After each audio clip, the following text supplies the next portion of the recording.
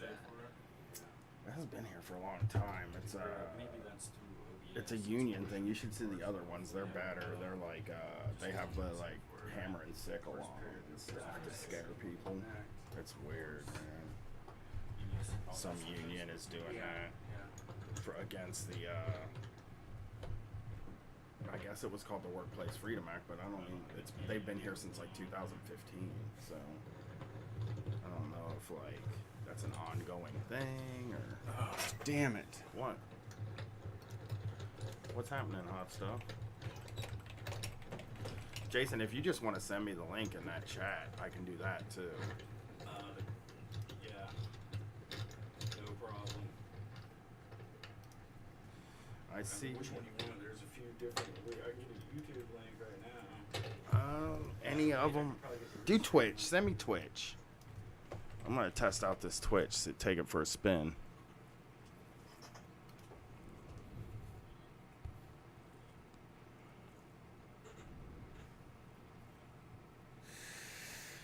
Oh, this was so easy.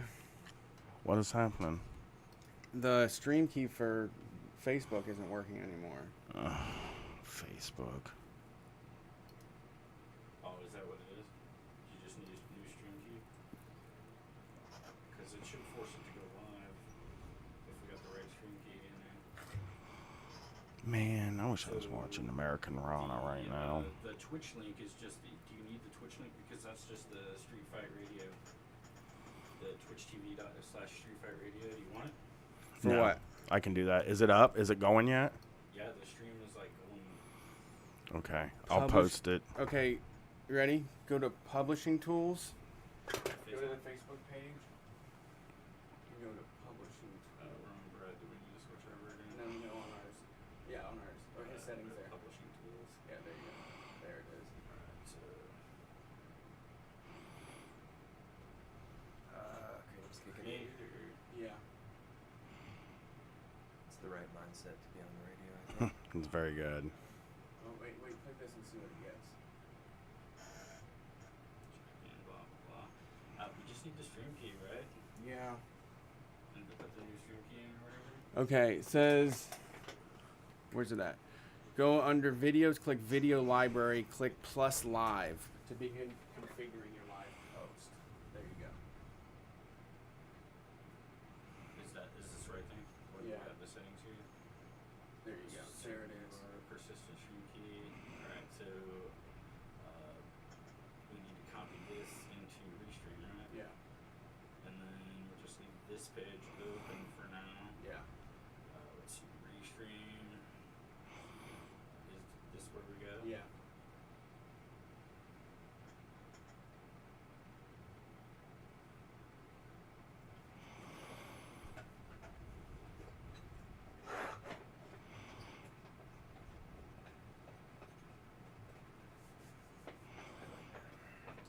Please restart your broadcasting software to apply the changes. Are you sure? It says it's online now.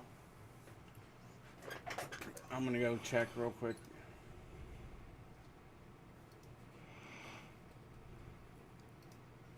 They're watching us. Hey. I don't know. Wherever. We got 4 on Twitch, 2 on YouTube. Hey, Twitchers. And Twitchers. That's a good name. Twitchies? I love the name Twitch. I think it's cool. Cool. Yeah, so I'm not in here yet. It's not up here. You got to finish it on that side, on the Facebook side. So, title. Is it fetching the stream? Yeah. Yeah, we just need to tap in and go Okay. live. My phone's not Title gonna is Street fuck Fighter up Radio. cause feedback or anything, right? Yes! We did it. We did it. We did it. That's the sexy finger guns. Yeah, Better than Doing, flossing. 7:29. Yeah. And then copy and paste that into there.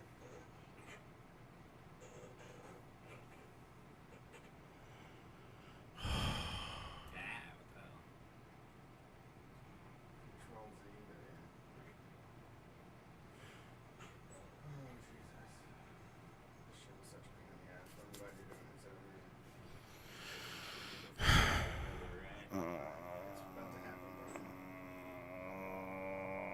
on Twitter? Did we know? I don't know, man. I can look. Oh, I got it. Never mind. Alright, so Facebook is go. And we got Facebook in the building. Facebook's on. Twitter is not. Twitter is not. Yeah. It's saying it's online, but it's not showing up.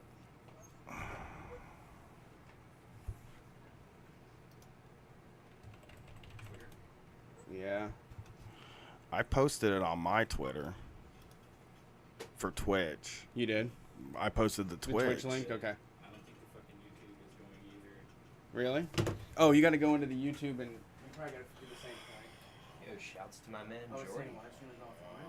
Check out the stream. Oh, Hope you this guys- one. I hate this. 7/29/2018.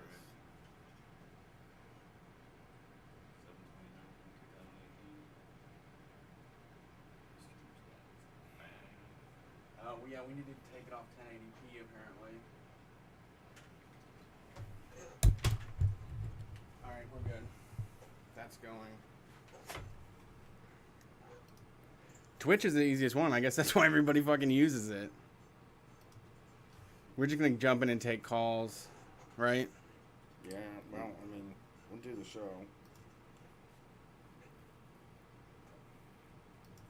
This is the first time you've gone. Yeah, with this in this place, yeah. We're trying to get we're setting up because we have a live show on Tuesday and we want to be able to do it in there. And so this is like a test run to make sure that computer can do it.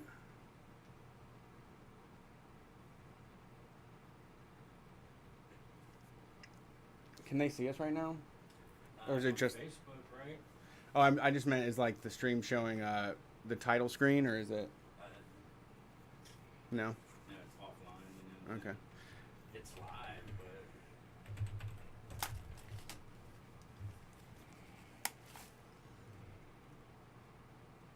not receiving the video data at a fast enough rate. Do you know how to adjust that? Do we need to start over?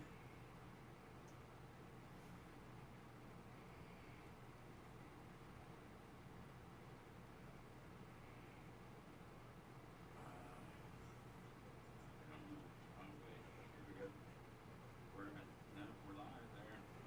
We're live? Yeah. Okay. It's.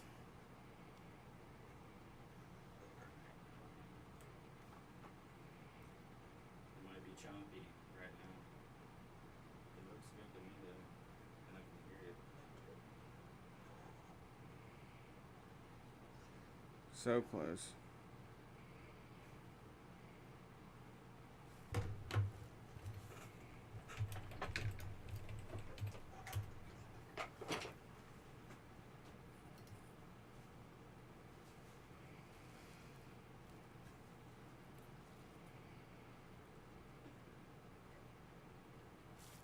Did he, Ralph? Oh, I thought you threw up.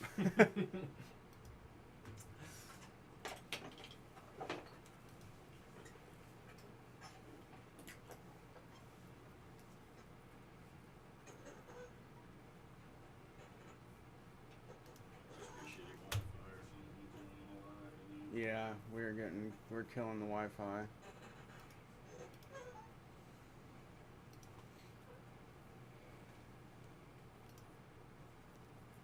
All right, we're in on this, I think.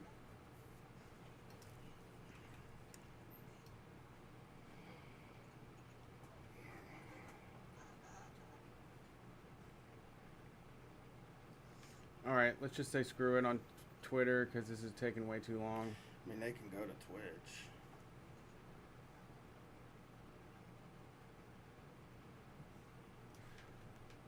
It might just be because this thing is so slow too. Twitch or YouTube. Is Twitch is working? Yeah, Twitch is Yeah, Twitch is working. All right, let's just go. Facebook is working. Facebook is working. That's Might be fine. A little choppy on the videos. YouTube's working. Yes, YouTube. Sorry, is the one that might be a little choppy. Okay, I don't know. let's go. Let's do this.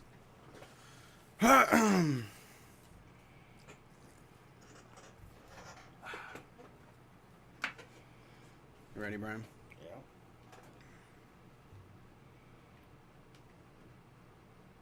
Ready, Jason? Yeah, you're good. Okay. Can you close that door? You recorded it? I'm going to be recording on my end. Alright.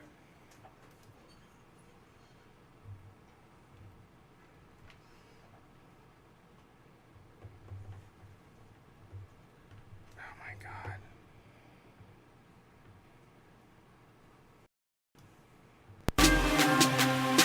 Oh, Street Fighters. We're coming to you live. It's Sunday night, time for a street fight. Thanks for being here. The call queue is already full. I know you've been waiting a while. We are live streaming this show right now on YouTube, Facebook, and Twitch. So if you're just going to give up on calling in tonight, you can still see what we're doing. We're even going to have the caller's audio pumped in here, so you're not going to watch us pantomiming what they're saying. My name is Brett Payne. My co-host is Brian Quinby. We've been doing this show for 7 years now here out of Columbus, Ohio, on the best community radio that there is. It's WCRS. You can find us on 92.7 or 98.3 inside 270. And for more clarity, the 92.7 comes in better in Worthington and Columbus, 98.3 if you're in Grandview or Marble Cliff.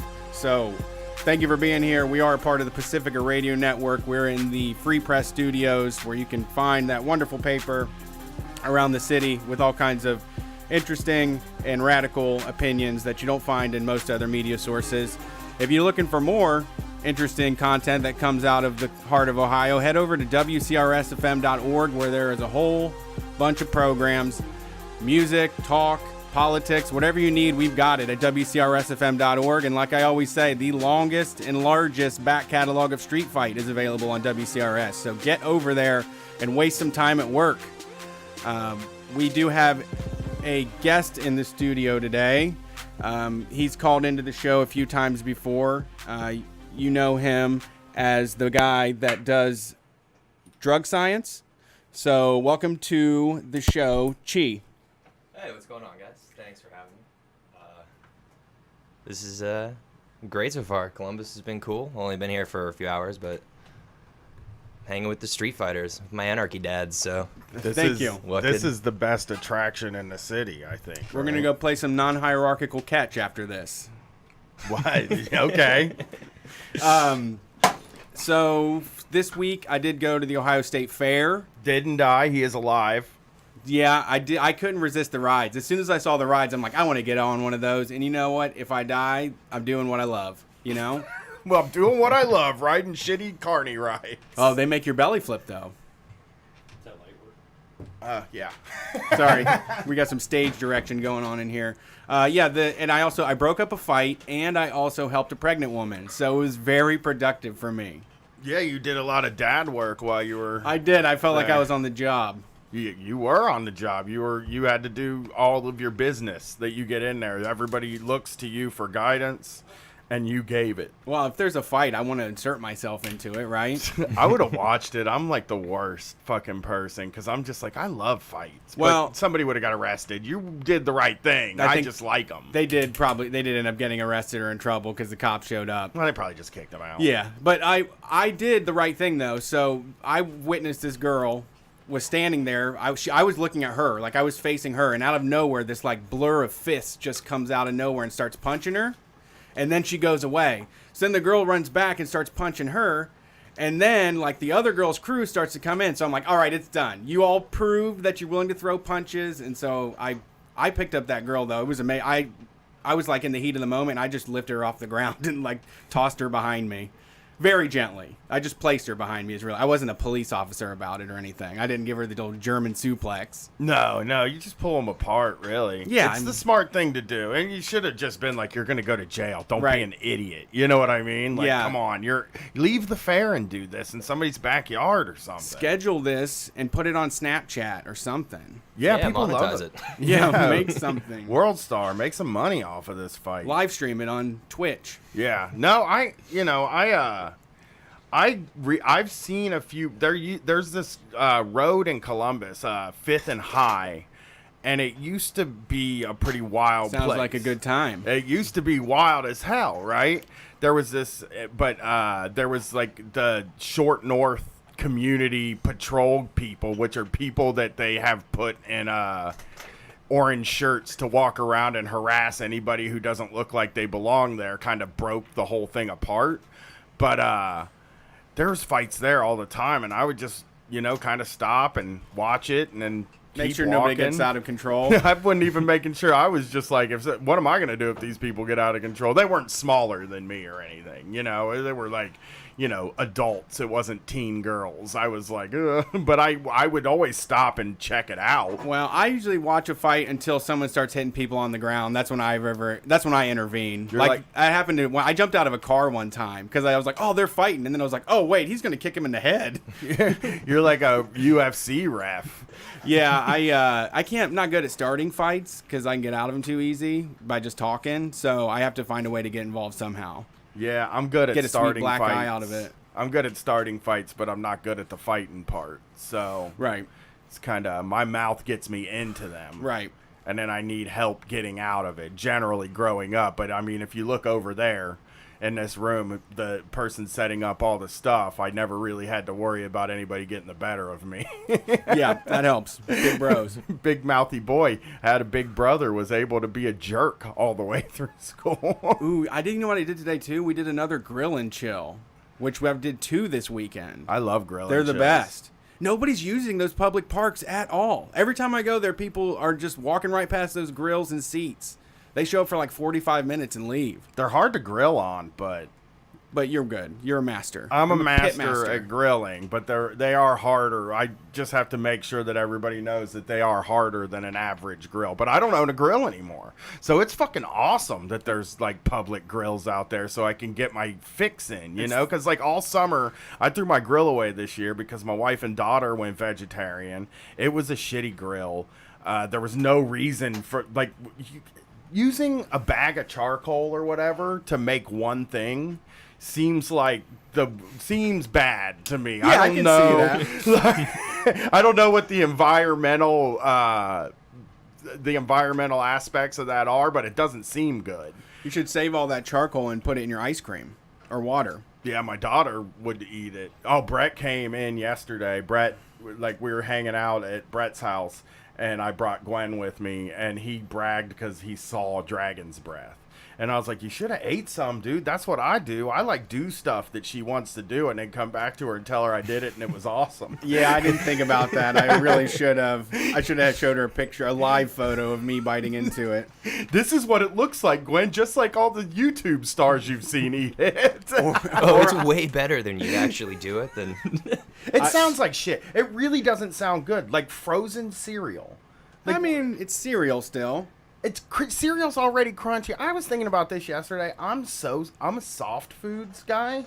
Like there are a lot of people who are hard foods people, and they like crunchy shit. And we were talking about on the wife show, French fries, and they were talking about how like, oh, I don't like steak fries because they're not hard or whatever. And I was just like, I love big floppy fries. They're man. pillowy. Yeah, I love floppy shit. Do you like the mashed potato smiles? Do you ever get those?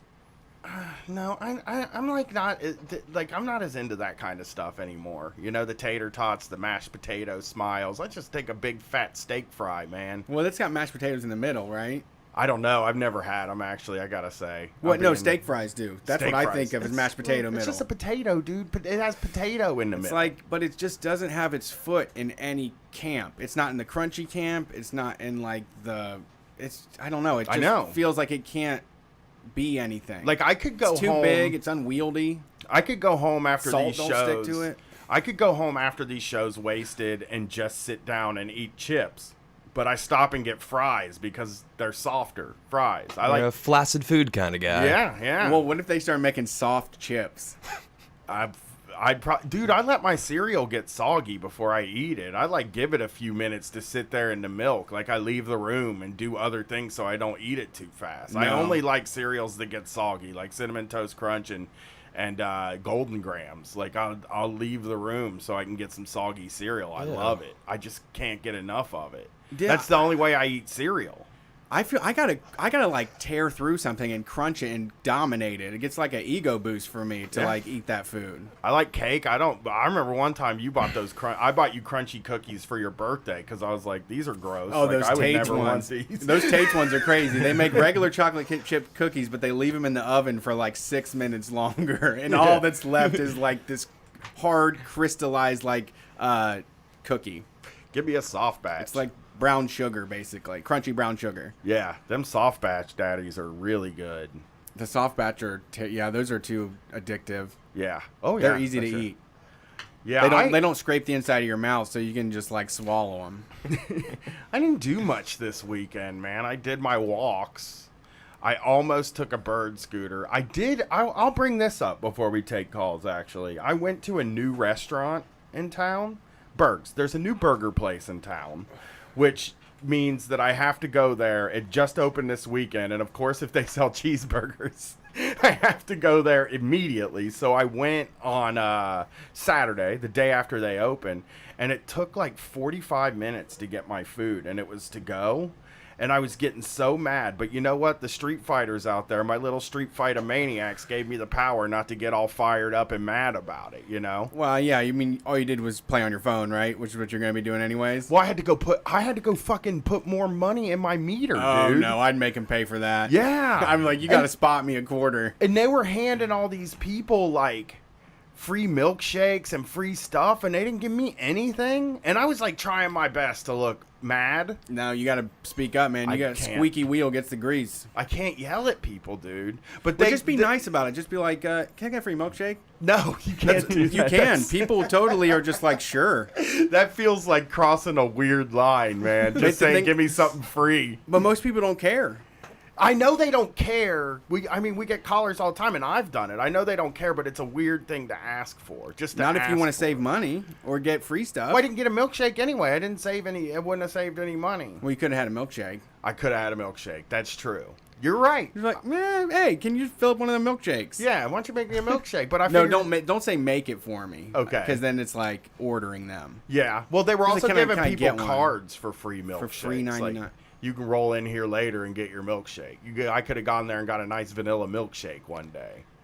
Dude, I felt so awkward even asking y'all for favors. There's no way in hell I could have them. Let's get a free milkshake going, Yeah, guys. You should try. You should try it. Well, you told me a story recent. We have a mutual friend that got some free shit. And now I'm like thinking like, Oh, $50 from Target. yeah, how brave is that to just be like, I think you owe me some money. Okay. Well, they And did then- owe him some money. They did owe him money. Well, let's do that story real quick, and then we'll get to our callers. Bought a bicycle, or he got a bicycle for his daughter, went to put it together, played with it for like 2 hours, then called me and was like, what am I getting wrong about this bike? And I was like, immediately was like, the fork is bent on that thing.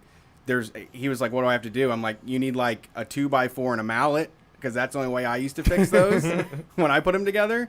But I would take it back to the store because you don't want to have a fucking bent bike. No, you don't want to be You don't banging on a bike with a hammer, Right. like on a new bike with a hammer. There's no reason to do that. So he went there, and they were like, she fell in love with this bike. This is the one she wants. And they were like, well, we don't have it in stock.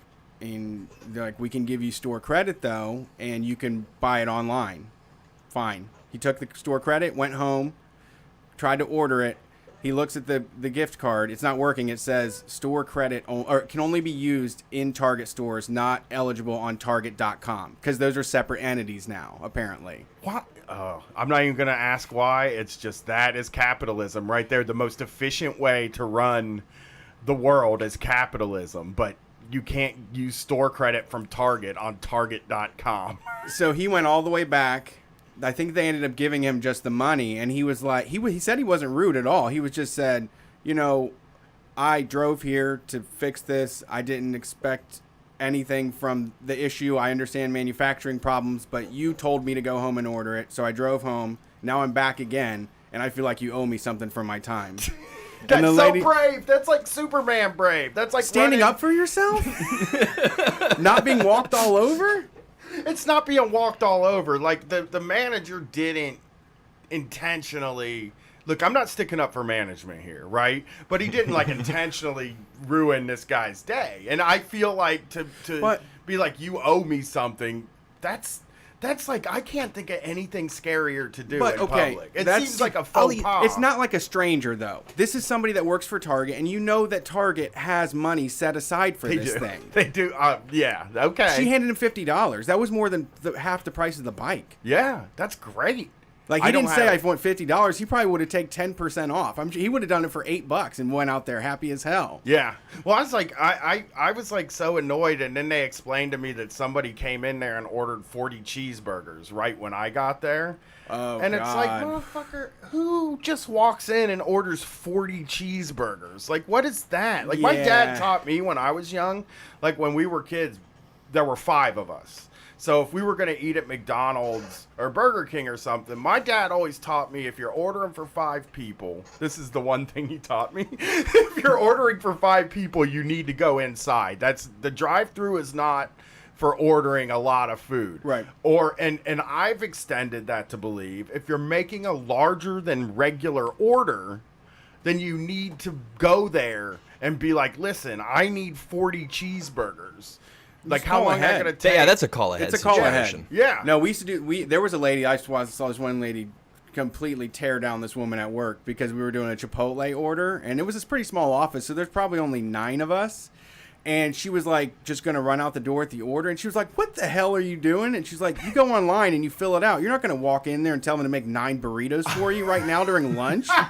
And the girl was young, and it was mean, but it was like, oh, she won't do that again. She learned a lesson. Yeah. yeah. People think you can just do anything in that drive-thru. I remember taking orders in the drive-thru. It's like, dude, if they're not looking at you, you're like second on their, like, there's a depth chart of people who are important when you order food at McDonald's, and the bottom of the depth chart is the drive-thru. I'm sorry to tell you that, but the guy that's looking at me, the man or woman or non-binary person that's looking at me over the counter, that's the fucking person I care about. They get your McChicken Yeah. first.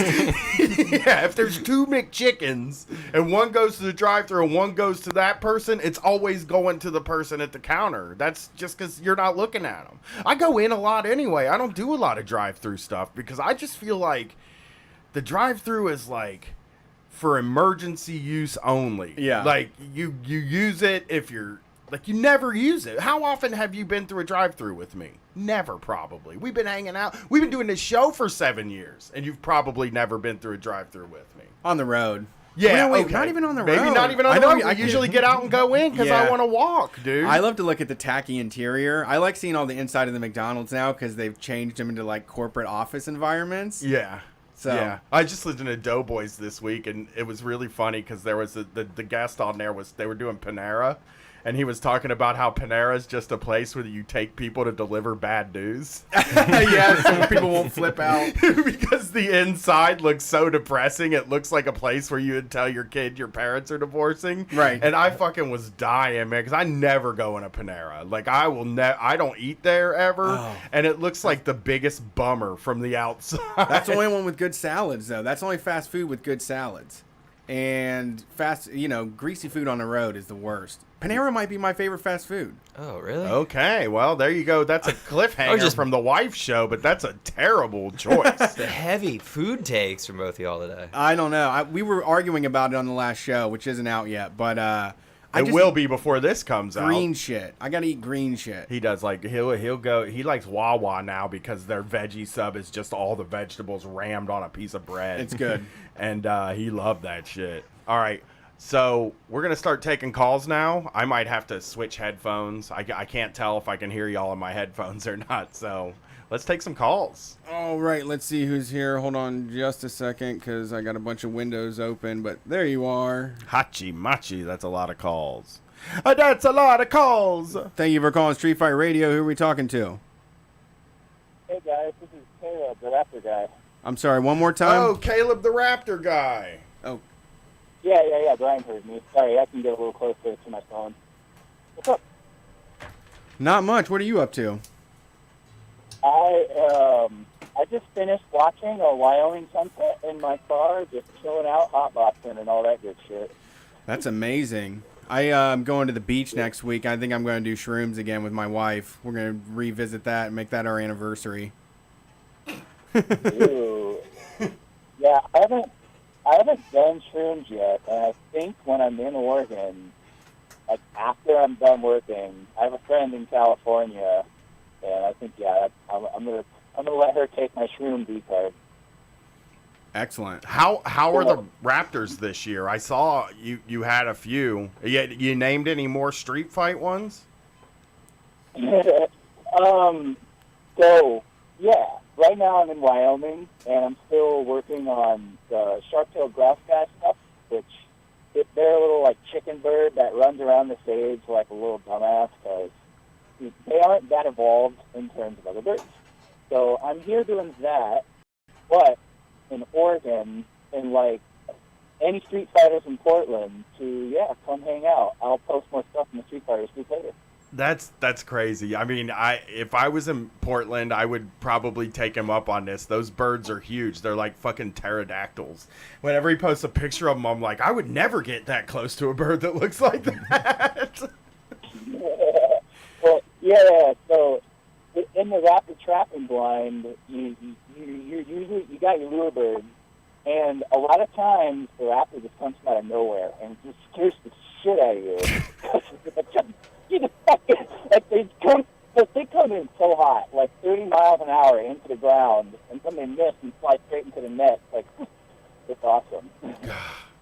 That's so cool that you deal with wild animals. It seems like such a weird, well, first of all, it seems like, I know you're not making a ton because we've talked about that, but it seems like such a weird, like, you're doing your dream too, right? Like, were you always like fucking around with, wild animals when you were a kid and stuff? Like, were you like fascinated with them? Oh yeah, from the earliest age, I was always riding my bike up and down the street my parents lived on, getting woolly bear caterpillars on my bike and trying to get them to crystallize and all that good stuff. And then I wanted to be. Then when I was a little older, I wanted to be a vet. But then I was like, oh, fuck, I don't want to be in school until I'm 35. So I was like, what's conservation biology? Because I majored in biology at Iowa State, and I was like, what the fuck do you do with a biology degree? Like, so went through some confusion there. But then lucked out, went to Arizona, got arrested for smoking pot. Everybody gets busted in Arizona, dude. I feel like I know so many people. So many highway patrol guys. It's insane. Arizona, I've driven a lot just in the last couple of years because I'm transient as hell. And you drive in different states, and yeah, Arizona, the worst in terms of highway patrol. California, that isn't even as bad as Arizona. Like you'll be driving in the middle of nowhere to Texas, and you'll just see them. Like, Jesus fucking Christ. Oh, I got a place for you to check out. It's called Virginia. It's the worst place in the world. Have you been there? No, I need to go see them birdies out east someday. So yeah, Virginia is. I got pulled over in Virginia, and I was 1 mile an hour away from getting my car impounded, and a bunch of other different things too. I was going 80 in a 70. And he was like, if you were going 1 mile an hour faster, I would have impounded your car. And I was like, geez, dude, all right. Man, that's rough. I mean, the freeway should just, I've said this on the show before, but the speed limit on the freeway should just be so variable. You know, it should just be go with the flow of traffic. It shouldn't. My driver's ed teacher told us that. He's like, well, but if everyone's going 70 and a 60, if you're getting your doors blown off, going 5 under, guess what? It's time to speed up. Yeah, I feel that way too. I mean, never go 5 under though. You should never be going 5 miles. Going 5 miles an hour under the speed limit is the easiest way to get pulled over. Like way easier than speeding. Sometimes they'll let a speeder go because they're like, oh, that's a normal person. They're just speeding. But you're going 5 miles under the speed limit, and they're like, what's this guy up to?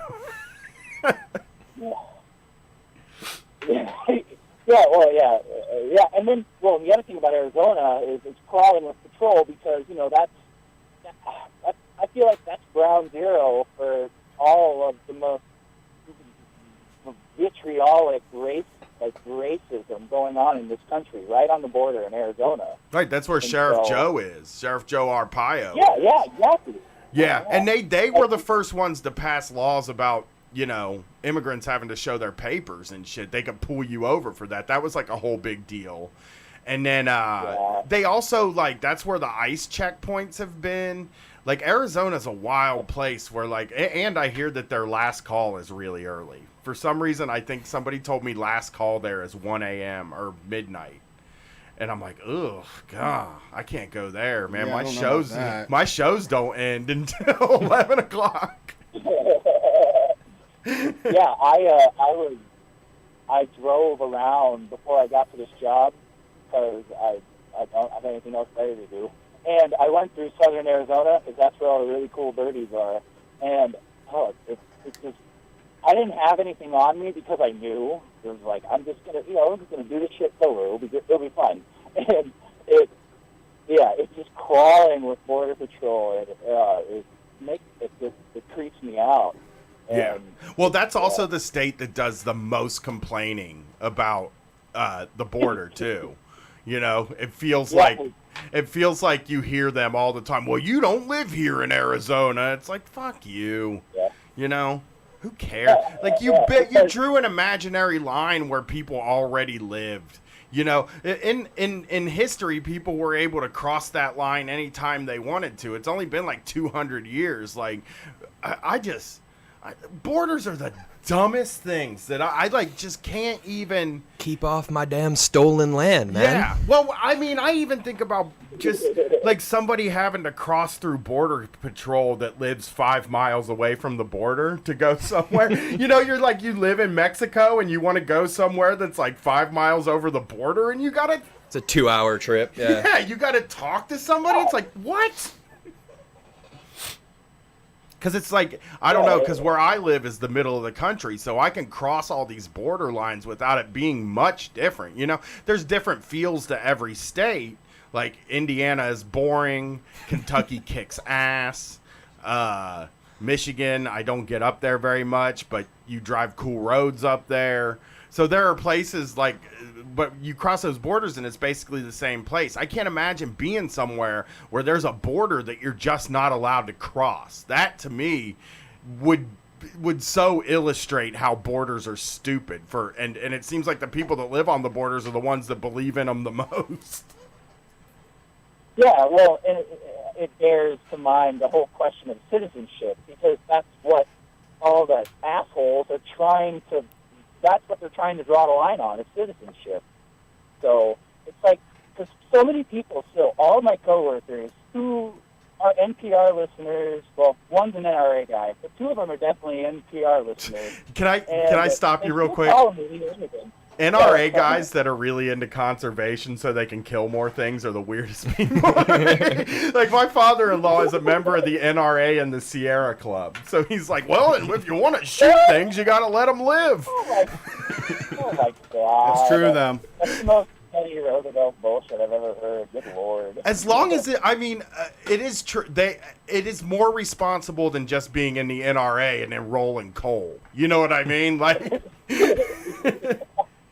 I would, like, the NRA is so blatantly racist now that it's so weird that, like, people are still in it and they don't see it as, like the Klan to me. Yeah, those videos trying to incite civil war and all of that. It's like, what is this about? Yeah, it definitely has a lot more racist feel. They never, when Philando Castile, you know, that should have been the big moment when people were like, okay, this NRA is racist, you know? So, well, Caleb, thank you so much for calling in. Again, put your info in the group, and listeners, go Street Fighters, go hang out with some birds that are the size of people. Yeah, that sounds like a great idea. Yeah. Like, seriously, Brian Day. And do you guys know where you're going in Des Moines yet, venue-wise? Not yet. We should know this week, probably. I'm thinking. Des Moines? Des Moines is Vaudeville Muse, right?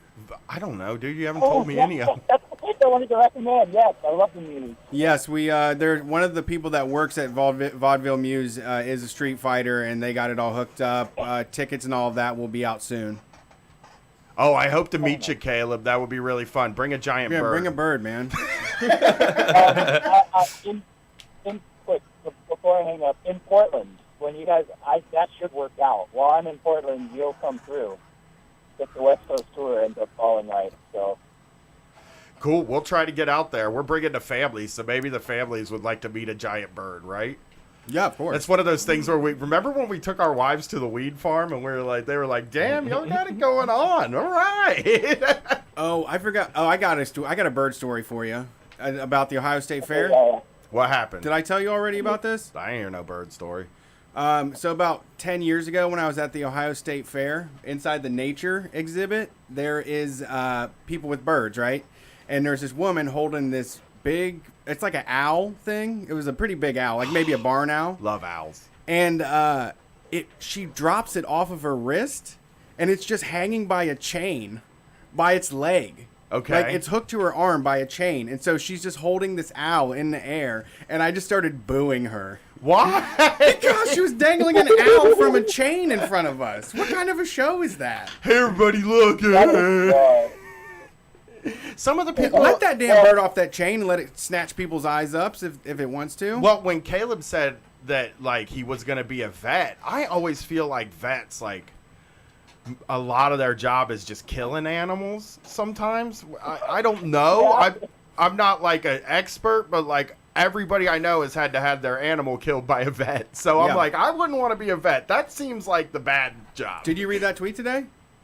Probably not. Someone shared a tweet that said their friend was a vet, and like 90% of people don't want to be in their room when their animal is put down. So it's just like him and this very scared animal looking for its owner right before he fucking puts it to sleep. I'm going to cry. That's not like fixing sick puppy dogs and shit. He went to college for 8 years, and then, like, now he has to stand in a room and kill dogs all day. Like, no, I don't like that. I did see a good tweet earlier about, well, I mean, Caleb, thanks for calling in. Yeah. And we'll meet up with you, I'm sure. We'll see you. Yeah, absolutely. I did see a tweet today that was really good. Kamala Harris posted that she wants to give people who spend 30% more on their rent a tax break, on 30% of their income on rent a tax break. And somebody just responded to her, was like, people want cash. They don't want some weird archaic tax break. This is the damn Democrats every time. The Republicans give you $1,000 that they're ripping you off. But, like, you say tax break, and that just files away as, like, money that I will never know that I got. Sure. I have somebody to do my taxes for me. You get a tax return and you're like, so how much of this is that extra money? Is there like a line item that tells me? Yeah, it's like, why is it always with Keep the it Democrats? separate. Why is it with these Democrats they can't just be like, for people that pay 30% of their income in rent, we're going to send them 30% of their income every month? Right. Like, that's We what got we you. want. We Yeah. got you. We're going to cover anything above 30%. Yeah. That would be free rent, right? Like, yeah. They should cover everything above 30%. I love that. 30% of my rent, and I would be living larger. Yeah. You still be paycheck to paycheck. I would be still paycheck to paycheck, but 30% of my rent would definitely make an enormous difference Oh, for me. fuck yeah. You know? For a lot of people. Yeah. Let's do another call. Let's see who's on the phone. That's what we're here for. Sorry, I'm fooling around with this other thing here now. Loves fooling around with the vid stuff. Well, we can get minions on the screen now. Yeah, we do minions on the screen if y'all are into minions. Thank you for calling Street Fighter. Who are we talking to? Hello. It is Elizabeth from Hey. the suburbs of Chicago. How are Elizabeth, things? how are you? I'm doing okay. How's the alone Yeah. living life? We talked about Oh, that, great. and then I got a tweet from somebody that said, "How dare you say that living alone is good?" And I'm like, they said it's What? lonely, and I'm like, well, not everybody feels lonely. Right. So how is it a weekend? It's pretty good. I think it's actually 2 or 3 maybe. I don't think I called in last week. Oh, yeah. I remember the last time we talked to you. I was telling you how great it is to have your own place. And then once the video went up, I got like the saddest tweet, and I was just like, it was only one person. Nobody else brought it up. But when I saw the tweet, I was like, Dag, I'm sorry you're lonely, but I don't think everybody that like moves out is lonely. Sure. Plus, cats help with loneliness. Yeah. Cats are Oh roommates. yeah, I'm so excited. Yeah. I did figure out what I'm gonna do. I found a cat online. He's very ugly. I love him. Great. His name is Spot, and he's from Indiana, so I'm just gonna get from there. Because all the other shelters I called, all the ones in Illinois, like every single one of them were at least 25. So I'm not sure if it's just like some weird policy in Illinois or if it's just the shelters, but Yeah. yeah. I mean, I gotta say, as someone who has a kid, I don't think that kids should have animals on their own probably until they're 25, unless they're willing to jump through all the hoops. Yeah, Elizabeth is going to Indiana to pick up. I agree. I'm just saying that overall, though, like I see a lot of 19-year-olds with German shepherds that they keep in apartments. You know? Yeah, I do too. Oh, absolutely. Yeah. Yeah. Are you going to do outside cat, or are you going to keep the cat inside? Well, so this cat apparently used to be an outside, like he used to live outside, but he wasn't quite, like he wasn't exactly an outside cat. It's just that he didn't have a home. So I think he's mostly going to be inside. Okay. I don't know. Maybe I'll take him for walks or something. There's a person in my neighborhood that puts their cat on a chain outside of their house like a dog. Whoa, weird. And I like walk by it and I'm like, that seems cruel because, I mean, listen, I know this is an alarmist thing and it's not normal coming from me, but I'm like, a dog could just roll by and eat that thing. Right. You put the cat on a leash, man. Yeah, that looks like bait. It does. Every time I walk by it, I feel like it looks like bait too. Yeah. You're trying to catch a wild dog or something. The dog goes on the leash so the cat can get away. That's how the food chain works. You don't put the outdoor cats are cool. I grew up with an outdoor cat, and it lived incredibly long. Bud lived incredibly long, and was just a mean. Bud was kind of mean or whatever, but like.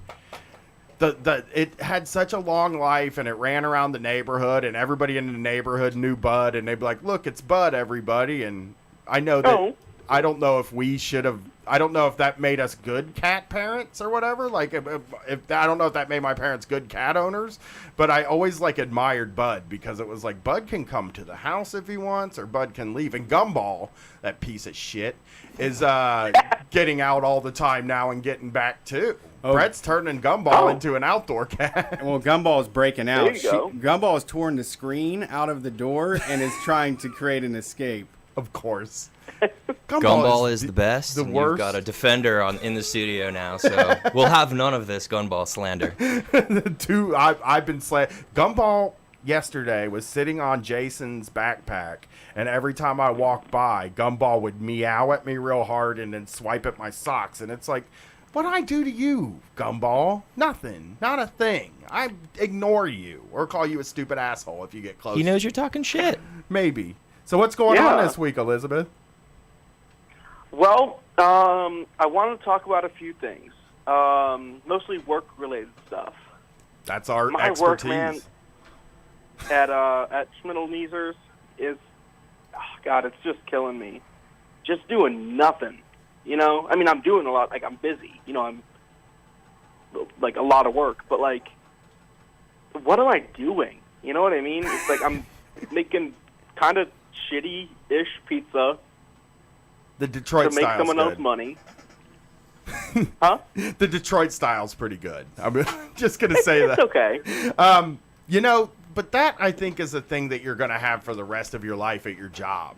You know, like I was working at a cable company, which I don't know is like 3 tiers up. I think you get fast food, retail, and then probably utility, right? Like that's the next step. Warehouse It utility. seems right. Warehouse then utility, right? And every day I was like, what am I even fucking doing? I'm just giving these people, these bad parents, the tools to ignore their kids. I feel so bad. I would go into somebody's house. It's like a fear of mine where it's like, well, what if that is just the rest of my life? I mean, it's like, you're going to find something else. You're not going to be at Little Caesars forever. It's just, I just did a show with somebody recent, with Lucian from the group. We talked about like trans issues and stuff like that. They called in when I solicited that. And, at the end of the show, we're talking and they were like, I've been working retail for 12 years, worked at GameStop for 8 years, and was working at like a bunch of different big box stores. Oh, cool. That to me is like, I mean, we all do our time. Like, I think part of our ethos in a weird way is that like we do all do our time here. It's not because we want to. Nobody wants to work service, but I really feel like doing your time there is going to make you a better person in the future. I really do. Oh, for sure.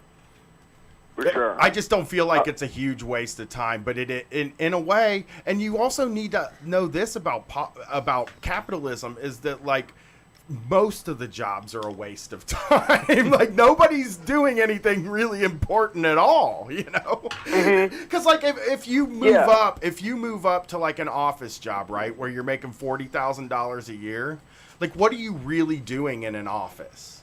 You know what? Oh, for sure. You know? Yeah, like that's what scares me. It's like, okay, sure, I can have the same life my parents had, right? You know, this middle class, kind of upper middle class for them, but like sort of middle class existence. But it's like, okay, even though I am at what I guess should be a more fulfilling job, it's still doing the same amount of shit that I'm doing at Little Caesars. Like yeah. They're doing the same amount of good that I'm doing. You should, I mean, if I can give you like just some advice for like your mental well-being or health, it's that like you're like you can have a life outside of work and be ruthless with your time. Do you understand what I'm saying? Like that was the only thing I did that I was proud of when I was working at any real jobs, is that I was like ruthless with my time. They adhered to my schedule, I let them give me a schedule, but I didn't work over and I didn't come in early and I didn't work on my days off.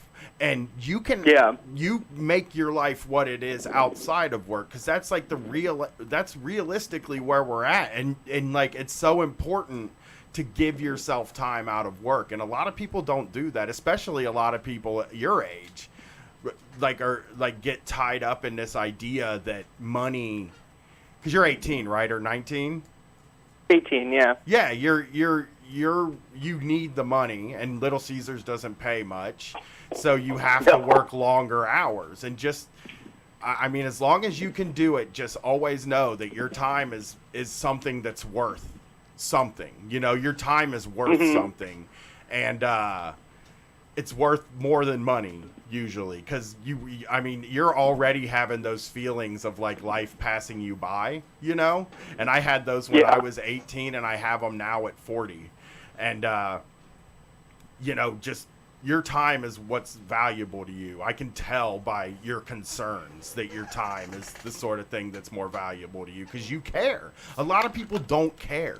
A lot of people do not stick up for themselves on their schedules and stuff, and they just go to work, and that's their life. They work, and I can tell you want more than that. Yeah. And it kind of all ties into, like, I don't know why bosses want to make their employees' lives as, like, miserable as possible. Like, even when it doesn't need to be.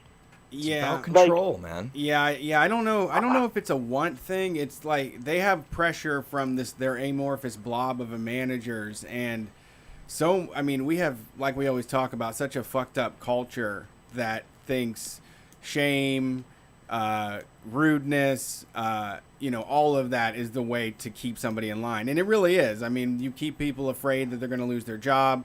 And that's enough to keep a lot of people from asking any questions. Mhm. Yeah. Well, like the thing I was thinking of, and I know it is such a small thing, especially in comparison to other people's like working conditions. Sure. But like, if I am, like doing the dishes, and it might be a 2-hour task sometimes, I'm gonna have an earbud in. I'm not interacting with anyone. I'm able to focus better. They're like, oh, we're not paying you to listen to that. Yeah, that's a weird one to me, because if I was in charge of people and that made them work better, that's all I would really be caring about. I just want the dishes to be done, and if music or podcast or whatever gets that to happen, cool. I just don't know. Mm-hmm. It takes. You're right. It's a lot of extra steps to get around. Like, well, you just can't do it because I fucking say so. I mean, that's what they're trying to get to. Is I'm in charge of all of your time. I even get both of your ear holes while you're here. Mhm. Yeah, but I mean, I just still put them in I still put them in anyway, just because I have so much like job security right now, because there's like 5 people at the store. Because the manager actually just got like suspended or something. Oh, I don't know. It's fully up. Yeah, so when I wasn't allowed to have them, what I would do is I would like feed it up my shirt, like on the inside of my shirt, and then if like someone came to talk to me, I would just push my stomach against a table and kind of stand up quickly so that it would just like yank them out of my ears. That was that was my maneuver. Are they are they doing the thing where they don't want you to talk to each other on your shift?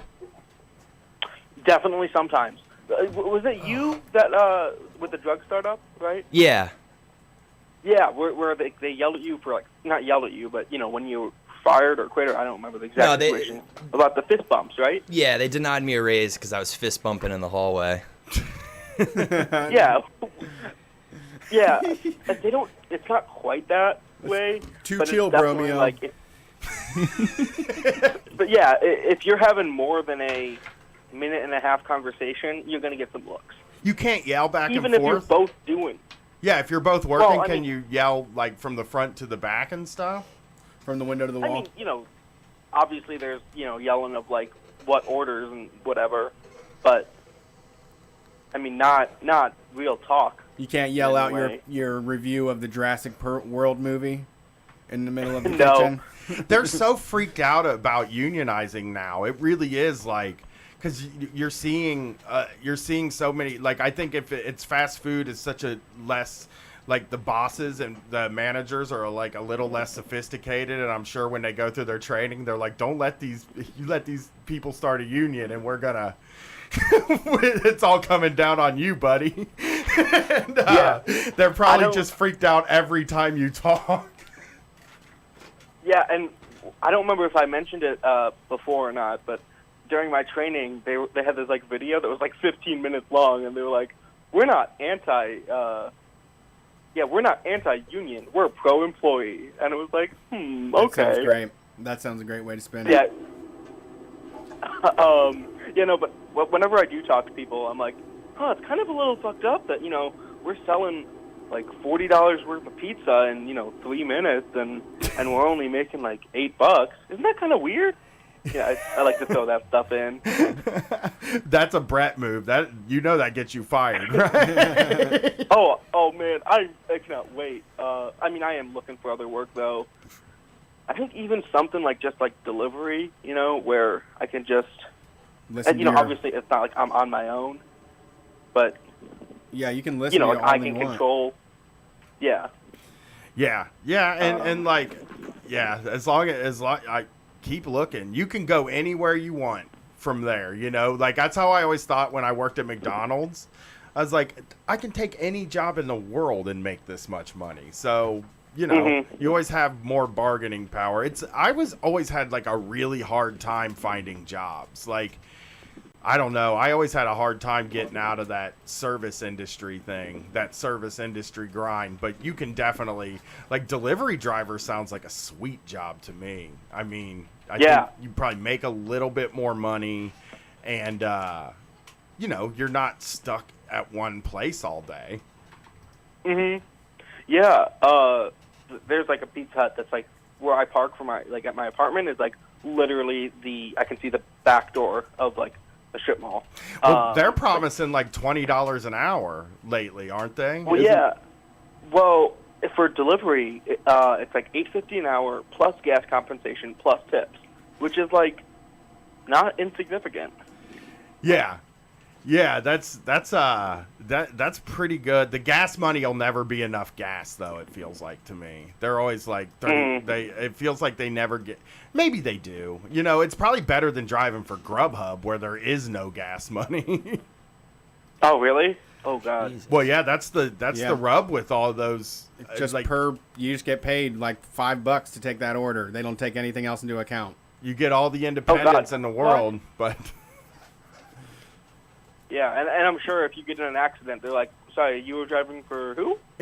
Oh, yeah, you do also. That's another thing. Like, if you're ever driving for Lyft or something like that, and you get in an accident, don't just turn the app off and don't mention it. If somebody else is in the car, you obviously have to. But if you're driving for Lyft and you get in an accident with nobody in the car and the app's on, the insurance company can deny it if you don't have special driving for Lyft insurance, which Lyft doesn't make you get, and it costs more money. So I don't know. I mean, and if you're driving for Lyft, you're probably not like, you know, in the most secure of spots.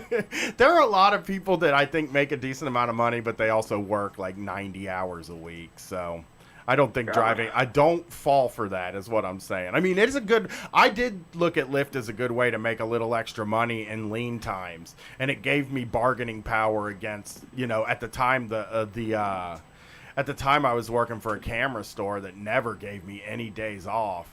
And I just started saying, well, I'll just drive for Lyft. I'll make more. Like, you can get away with it, you know, like with Lyft. Use it as a thing, but like don't make it your job. That's my best. The best advice I can give anybody is it'll seem really cool, you know, and it'll seem like, yeah, I can do this for my job, but like it's not something you want to do as a full-time job. Well, Elizabeth, I appreciate you calling, and I'm glad things are going pretty well. And again, be ruthless with your time. Don't let them take more time from you than they deserve. Yeah, will do. Yeah, I've definitely gotten a lot better at being able to say no to them. Yeah, yeah, that's always smart. They can't do anything when you say no except for fire you. And again, you live right by a Pizza Hut. Just walk right over there. You've got experience now. Yeah, that's the other thing. Like, once you do start to pull in some experience, you do become more valuable to those people. Familiar with the system and all of that. I remember there was a guy that they were like, he's worked at Taco Bell, he's worked at McDonald's, he's done all these different places. He knows what goes on in this bullshit, you know? Let's get him in here at Fazoli's so he can flame out. Yeah, well, because he worked at all those places because he screwed up at every single one of them. Just calling off is the thing. Like, calling off is the worst crime in the service. And like those understaffed fast food places, is like they don't staff enough people. So as soon as you call off, they have to call somebody else. And I do not know why they depend on people showing up ever. Does that, you know what I'm saying?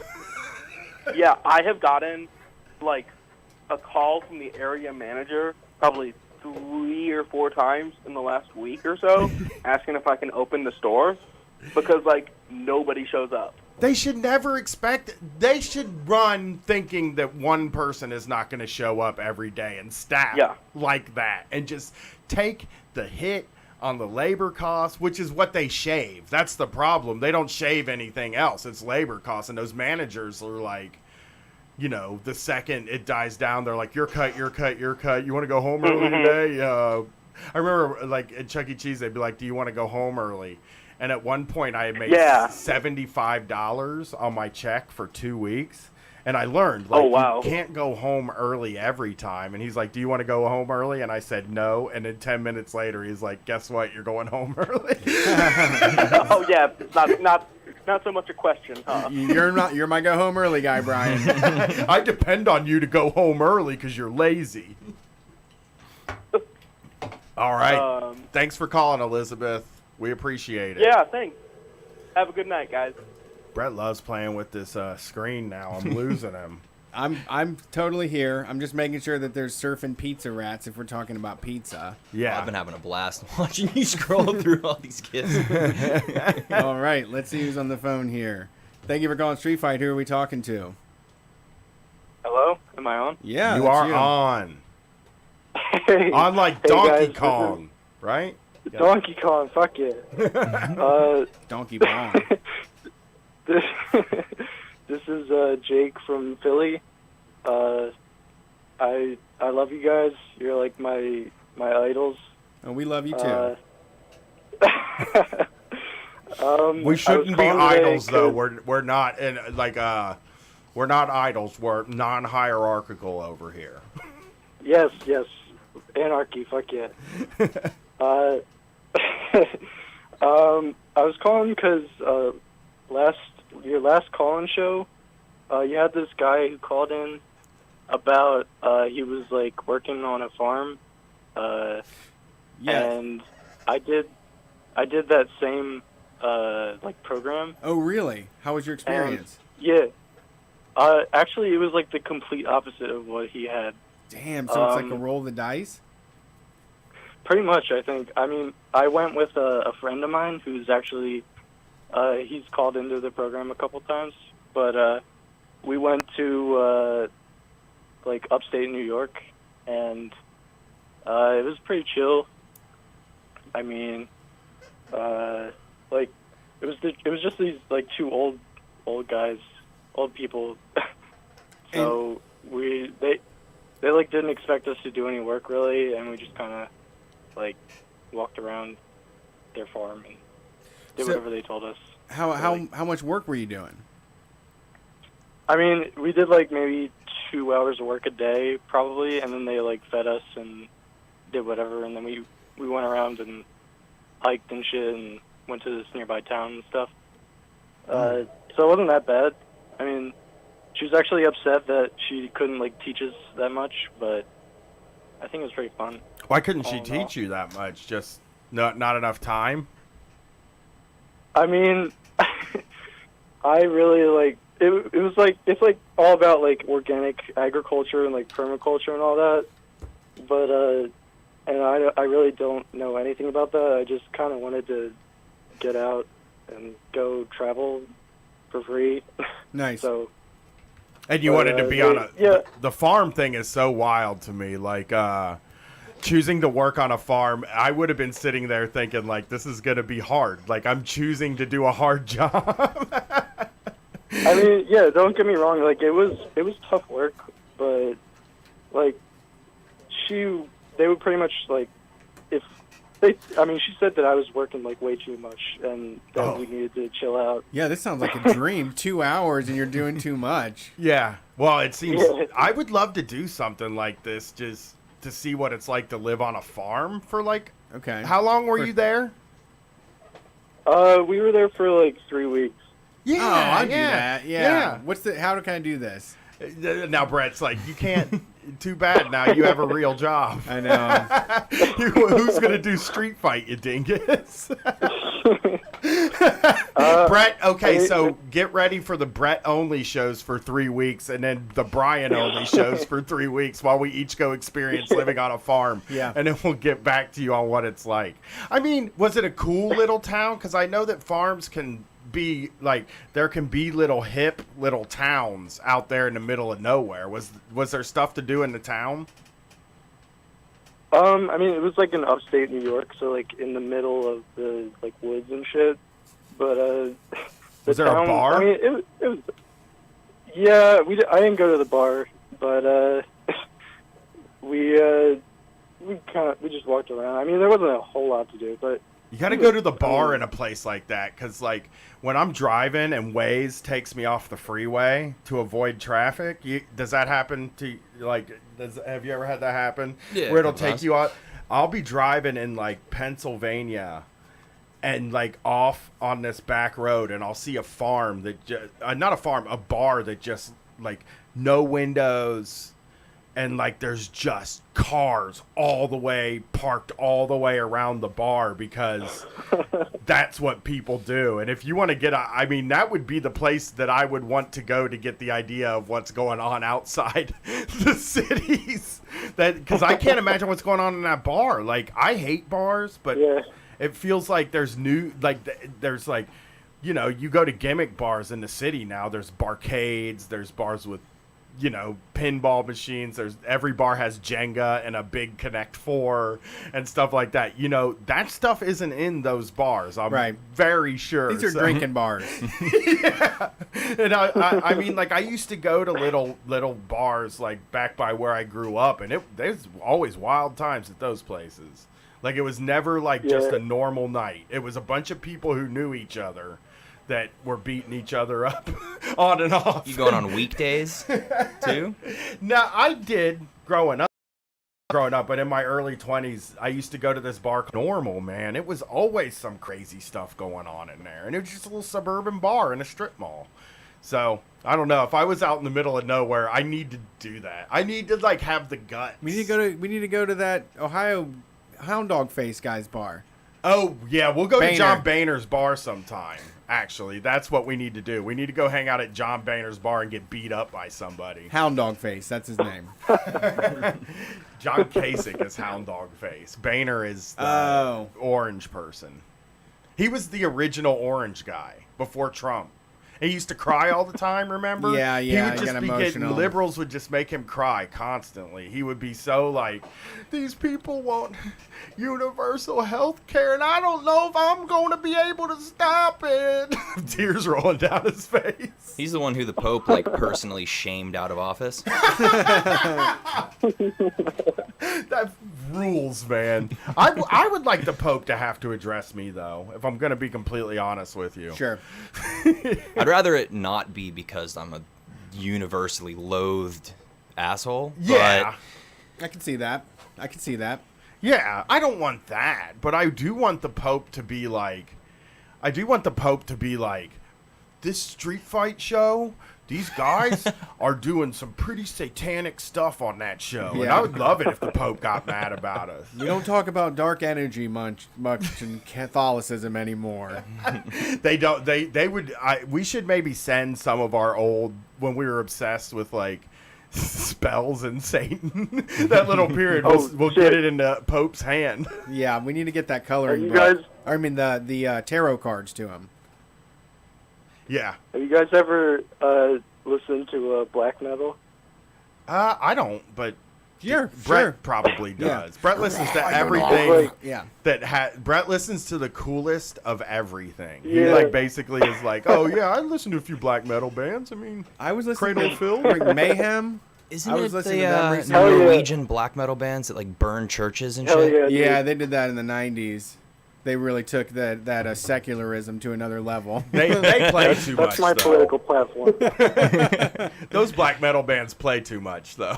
Yeah, You gotta live it, man. They murder each other sometimes too, but that's fine if that's your community. That's fine with me. If you have a community that's like if the black metal community was like, we love killing each other, then I'd like, Fine. you know what I mean? communal murder. I don't like it. I'd I'd like to talk them out of it. I disapprove of this, but if you choose to kill each other, then okay. Well, as long as it looks gnarly and like cool. Well, I don't think sure. This is like some ANCAP shit out of you, man. I really am like. As long as there's a contract in place, let's fucking murder each other. I don't think it needs a contract. If that's the custom, Respecting indigenous cultures now. if that's the custom, then yeah. Like, I mean, look, people don't get involved in murder me. People wouldn't get involved with it without knowing that. Sure. Oh, I'll maybe get killed doing this. Yeah. The people need that, man. That's why you rode the rides, dude. at the Ohio State Hell Fair. Last year, somebody died at the Ohio State Fair on a ride, and Brett went and rode the rides, and he got a little bit extra this year out of riding the rides because he's like, well, I mean, I could die on this one, so I should really enjoy myself. The thrills were more thrilling, and the spills were more spilling. It's true. You know, go to that fair, ride those rides, be brave. Ask for your money back too. Like, ask for $50 from a Target. But yeah, that like those black metal bands are that's music that I have a rough time. Like, I have to I like a little bit of like pop in my music. Like, Okay. just even the smallest amount of like, I need a catchy chorus or something like that, and they're not into that, Yeah, man. They're not into doing that. That's why I like to like balance it out with like East Asian like K-pop and J-pop and shit like that. Wow, that's some extremes. Do you like, you know what is cool is people that drive around and listen to black metal real loud with their windows open, because that is like a socially unacceptable kind of music now. You know what I mean? Like, you can sing about fingering booty holes on the radio all you want, and nobody's going to get mad about it. They're doing it all day. You can sing about like shooting people and wetting people up and shit like that. You can sing about... Like, you can just sing about anything, but those black metal bands, you don't even know what they're saying, but everybody knows that this is problematic. They're afraid. There was I wish we had the name of it. There is a black metal band that just came out with like an like a leftist album. Yeah. Oh, yeah. Neckbeard, Hunter. There's a ton of those. What was it? Oh, really? I would think black metal would be very libertarian, like the kind of libertarian that's... There's a lot of rage in the left I that mean- needs to be soothed. It's more like there's a lot of like Nazi black metal bands, which is pretty shitty. But there's some like leftist kind of BM bands, I think. Panopticon? Is that?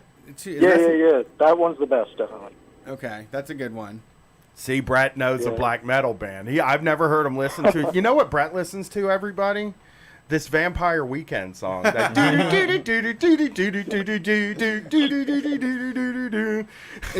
It's called A-Punk, and it's the first song in my library, and for some reason when I plug my phone in, no matter if I'm already playing something else, if there's a podcast, it will just play that song every time. My wife hates that song more than anything. Well, last night Brett dropped me off at my house, and as soon as I got out of the car, I heard... And I was like, that's your theme song, dude. Always. And it'll like 4 times. I'll like stop and I'll start something else. I'm like, no, you don't want that podcast. You wanted to hear your theme song. And that song coming out of a minivan is... I know. Like, I know. I'm embarrassed. You're a commercial, man. I am. I'm just I'm a fitting in. I'm like camouflaged. You need to put a black metal song that starts with Yeah, an A. that's true. 2 A's at the beginning of the album, at the beginning of your setup or something. Then your wife would be like, "No." As soon as it started, She wouldn't let me plug my phone in. We should play black metal for our wives. Mine's heard it, but I don't know if your wife even knows that black metal is a thing. I doubt she's heard it. I'll give you some recommendations. Perfect. That's what we need. Perfect black metal for a person who likes to listen to Andrew Bird. Right. That's the order you got to serve up. Well, hey, thanks for calling in. I appreciate Thank it. you. And thanks for listening to the show. Yeah, have a great one. Yeah, keep doing what you do. Always. I love you guys. We want to Fucking get down to Philly Anarchy. soon, or up to Philly. Yeah, I don't know which please, way come to Philly Philly. is, but that's one of my favorite Right. cities, and I've Right been to begging Philly. Brett for a year to go to Philly, Yeah. but we already went, so we have to wait. Yeah, it's a I big mean, I'll be drive. here, so We'll be back though. We loved it like there. last time you guys were here, I didn't really listen to you, but now I listen to you, so you can come back now. We owe you. That's true. Well, there are a lot of people. people, and you know what? If you had come to that Philly show, you were not. I will tell you, you were not getting the Brian experience that you get on stage now, because I locked up and melted down, and the only funny thing I did was break a chair. That was like the first time ever that me and Brett and Matt and Will and Felix were on stage together. and the second time Brett and I had been on stage in like 3 years. So like, I feel bad for the Philly people, and I think that's other than the fact that Philly is the coolest city on the planet. Sure. It's the most street fight city. Have you ever been to Philly? No. There's trash everywhere. It's incredible. There's like, and it's the worst, and it's like the kind of trash that's good. It's like little tea, like little milk carton. Yeah, things there's of tea. iced tea that Iced comes in a paper cardboard. Yeah. And people just leave their trash just laying around there. We were there when the Democratic National Convention was there, and there was trash everywhere. Like, that's usually what they clean up for. And you can get sandwiches for $6 everywhere too. Sandwiches and water ice. All right, well, we'll try to get down there, I promise. We're going to take one All right, more and take yeah. a break of Reno, Brett. Let's do that. Is that the show where you passed out on stage? No, I've never passed out on stage. Matt passed Oh, out sorry, on Matt stage did, yeah. on 420 here in Columbus. Brett got him too high. I didn't get him too high. We did last year for 420. We did like a meetup before the show. We got pizza and beer, and these guys showed up with there was like 5 of them, and they all had their own blunt. And then they just started passing them around, and Matt always partakes, and it was way too much. He hit the floor. I mean, who doesn't? Who wouldn't hit the floor? Sometimes when 420 is going on, it's too much. People go too hard. Yeah, I mean, but you can't always wake back up and get right back in the game, too. Right. That Matt will always have my respect, even if he hated me, because that day, me and Brett used our foot to wake him up and say you're up, and he got up and fucking killed. He woke up from sleeping and killed. And it was like, how did you just do that? It was good. He is. Yeah, I he's didn't a know what it was master. going to be, and I was just like, I wasn't trying to freak out. And then, so we were like, yeah, just sleep up there, that's fine. But he actually told a pretty hilarious story about the first time he did shrooms. Yeah, Rob Wisman, we got real wasted, That's and it true. was the funniest thing, and it was so damn funny. He came up on stage, and he was funny, but boy, he told us afterwards, he was like, I was way high. He was like pale and shaking up there. But he was funny. It was still, He was I guess funny. one of those things where like I guess if you're a funny person, you can persevere and Well, go for it. I would tell you, the other thing, man, you shared that meme in the Street Fighters, or that picture in the Street Fighters group about smoking too much weed, then staring at the floor for a half hour. And then saying, Yeah, it was bro, funny. I'm about to. Yeah, What? I'm about to get That- out of here. Bro, I got to get out of here. That's. Yeah, if you just say immediately, you have to, like, the problem is if you don't say something, then you're like, oh no, I haven't talked in a while. It's like, well, I can't talk now. That would Oh, be yeah. weird. You just got to immediately say, I'm too high. Just say that to everybody in the room, and it just lets all the pressure out. I do that though. I've said I'm too high, and then people are like, "You're always saying you're high." I'm like, "Don't, man. Now you're making me feel even damn weirder." Because now you're like, "You repetitive son of a bitch." We've already heard this one from you. But yeah, I've been in so many situations where people got too high and they couldn't, and they like just couldn't wrap their minds around anything, and they just had to get up and leave. Yeah, it happens. Yeah, It does. It happens to all of us. You do feel weird when you get. I mean, it's a weird feeling. That's for sure. And he's like, I'm trying to think right now. I can't, and I'm getting embarrassed. Here it is. Dudes love smoking excessive amounts of weed so they can awkwardly sit and look down at the floor without saying a word for 30 minutes and then go, all right, bro, I'm about to head out. That's from BBW Slayer 666 on Twitter. Oh, really? All right, bro, I'm about to head out. Yeah. All right, then. Let me clap. All right. Clap your hands together. I gotta drive this car. I'm real nervous about driving this car, but I can't be here. Does anything feel better than the air outside when you get out of that house? I feel like you stole something. Yeah. I hated that life of like, you got to go to somebody's house and get high with them in order to get your. Oh, I love it. stuff. Oh God, love it was free the- weed. But I love free weed, but they always drug dealers go much harder than regular True.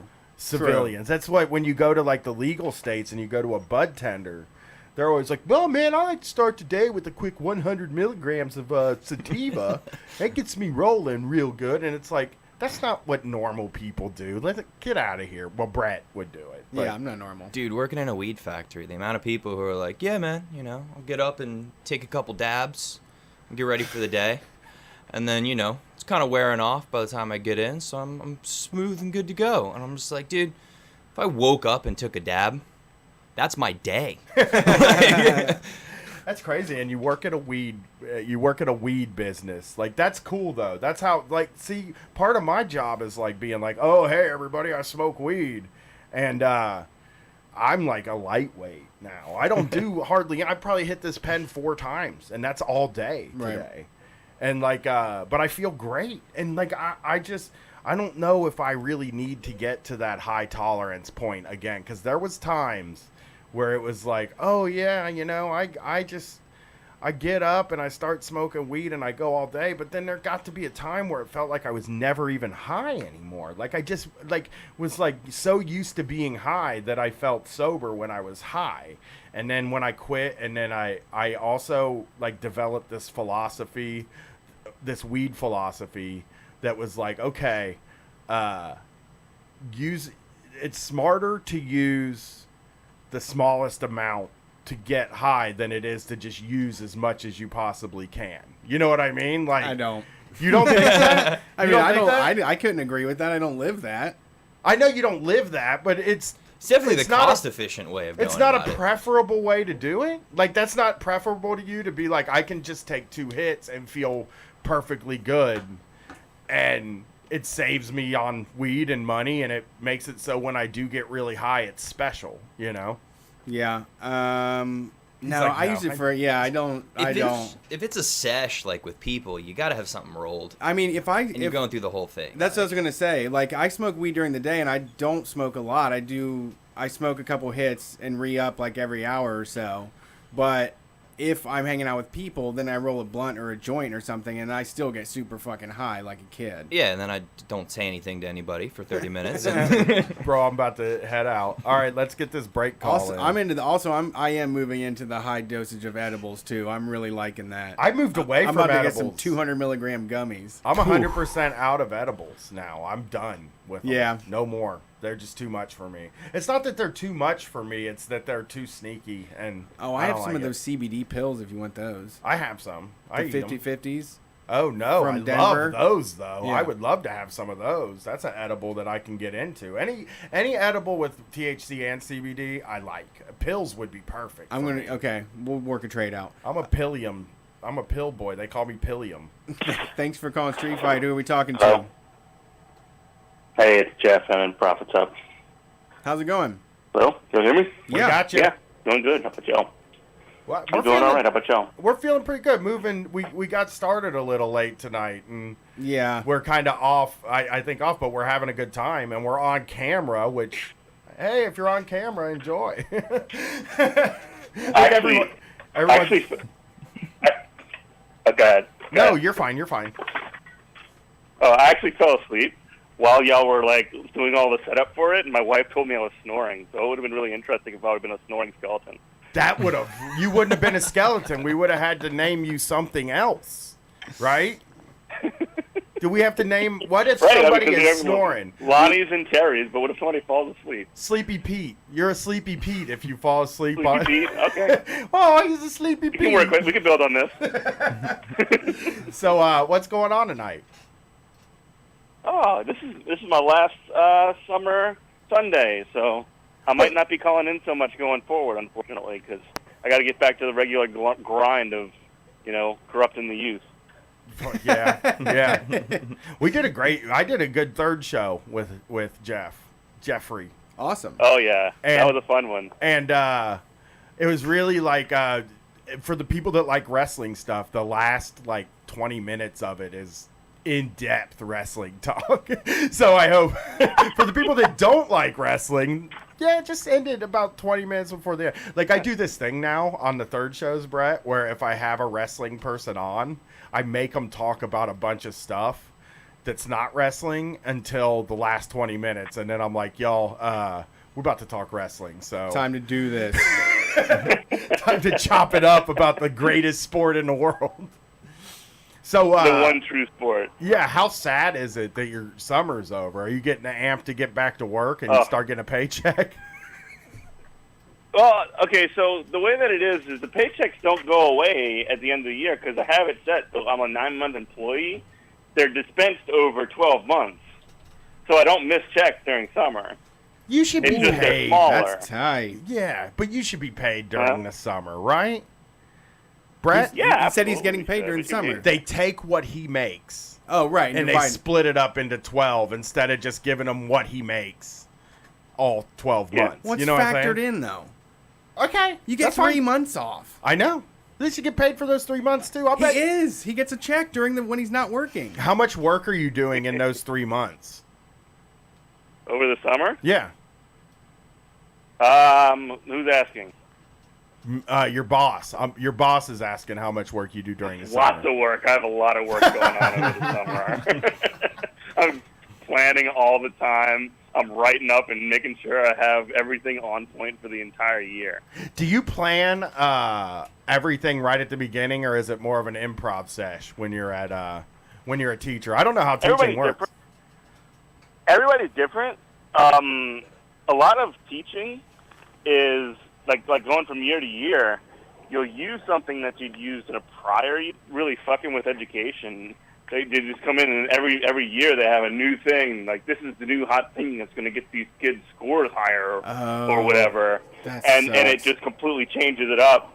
And So- it pisses all these teachers off because it means they have to completely rejigger the entirety of what they've been doing for no reason. I mean, there's no real. It's just that they bought the newest thing, and they wanted to say, oh, now you got to do this. I mean, that's exactly like working at like a Best Buy, where they're like, this is going to sell more cables or whatever. We have a new guy in town that's running the show, and he's got his way of doing things. Yeah. Yeah, you got to get the numbers up, and they got to fill out spreadsheets and doing projections for this next semester or whatever. It's become a really bureaucratic job. And the thing about it is like I'm sure that you have ideas also to get the students' scores up. That like maybe they could give a tiny bit of autonomy if they're gonna make everybody take. Right. If they're gonna make everybody take the same test, then I assume that the teachers are all gonna teach so that people get that test. So maybe just let the teachers figure it out. You know, they're trained to do that stuff. I don't see why because is it all like, we got to use this computer program now. We use this computer program. Or we I know that like they hand out laptops at some school or iPads at some schools. And it's like, that helps, but those are rich schools, obviously. My kid doesn't get an iPad. I wish. I'd play with that thing like crazy. Yeah, it's. I mean, the real thing is that it's a scam, right? There's this education company who gets a contract with the district. They say they can do X, Y, Z, and bam! Next thing you know, they got the sale, and on to the next thing. You know, and they just keep doing it over and over again. Is that because we have like a? Mm-hmm. Is it like that's also the tests, right? That's why you have the standardized tests, because there's the a tests company are all that makes done tests. by private companies. Yeah, Pearson's. They got, I think it was a $75 million contract for the state of Louisiana last year.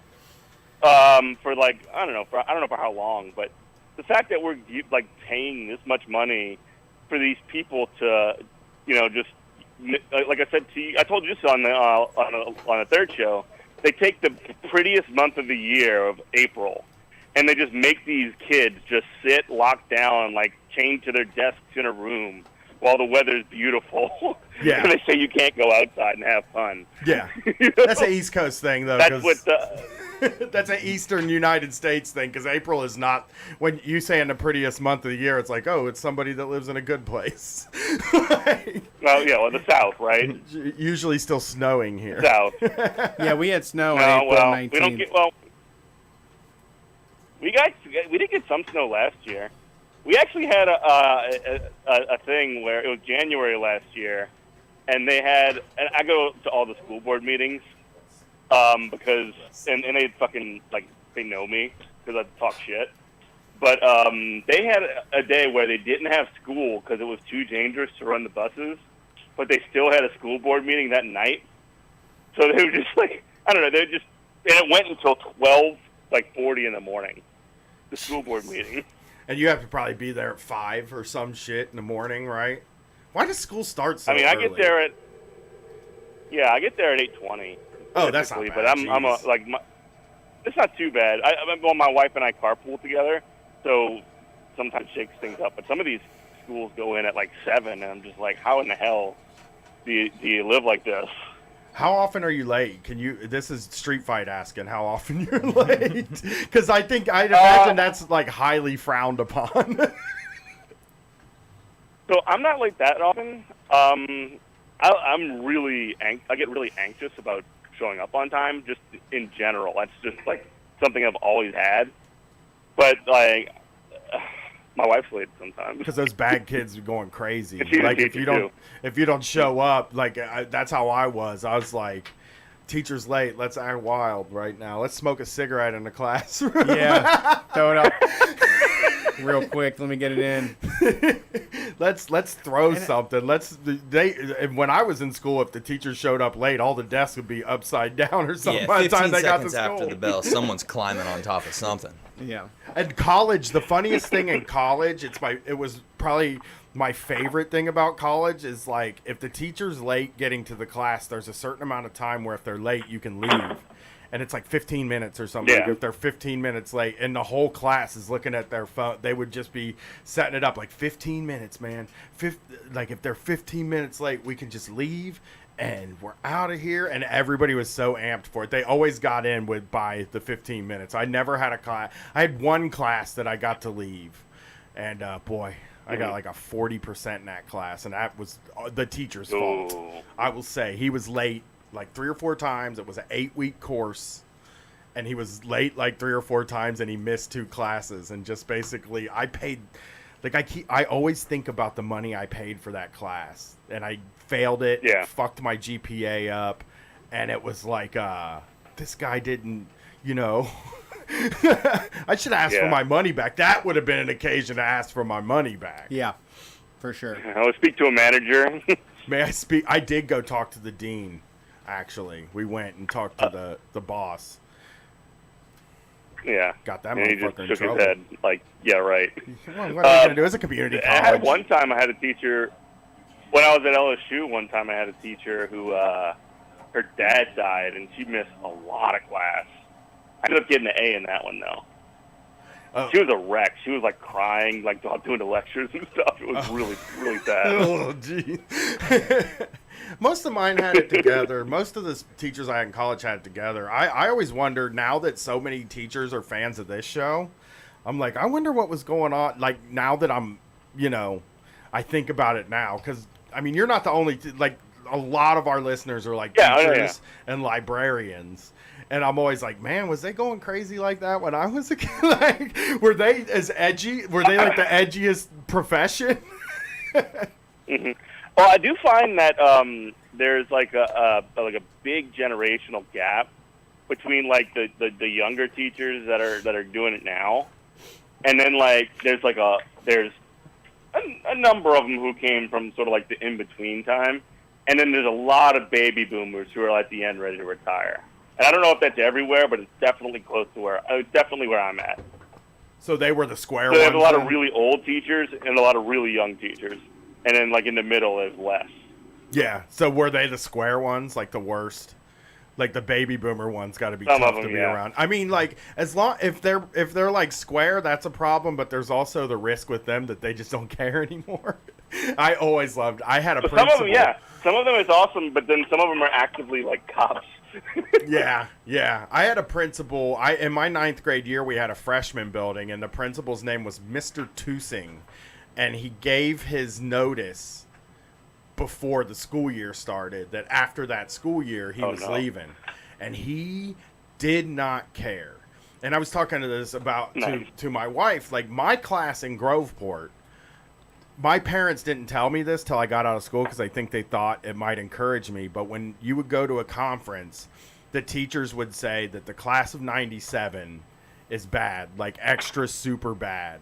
And like Katie even knew this, like people knew this. And this principal was like coasting. He was like, I don't give a shit what these people do. And that was like the wildest. That was like one of the, because it's like 15-year-old, like redneck dudes just getting to do whatever the fuck they want to do. It was crazy, man. I actually got busted for like, they was going to bust us for burglary because we went to a teacher's house and stole her carton of cigarettes because one of her sons was our friend. He was like, you can use my keys.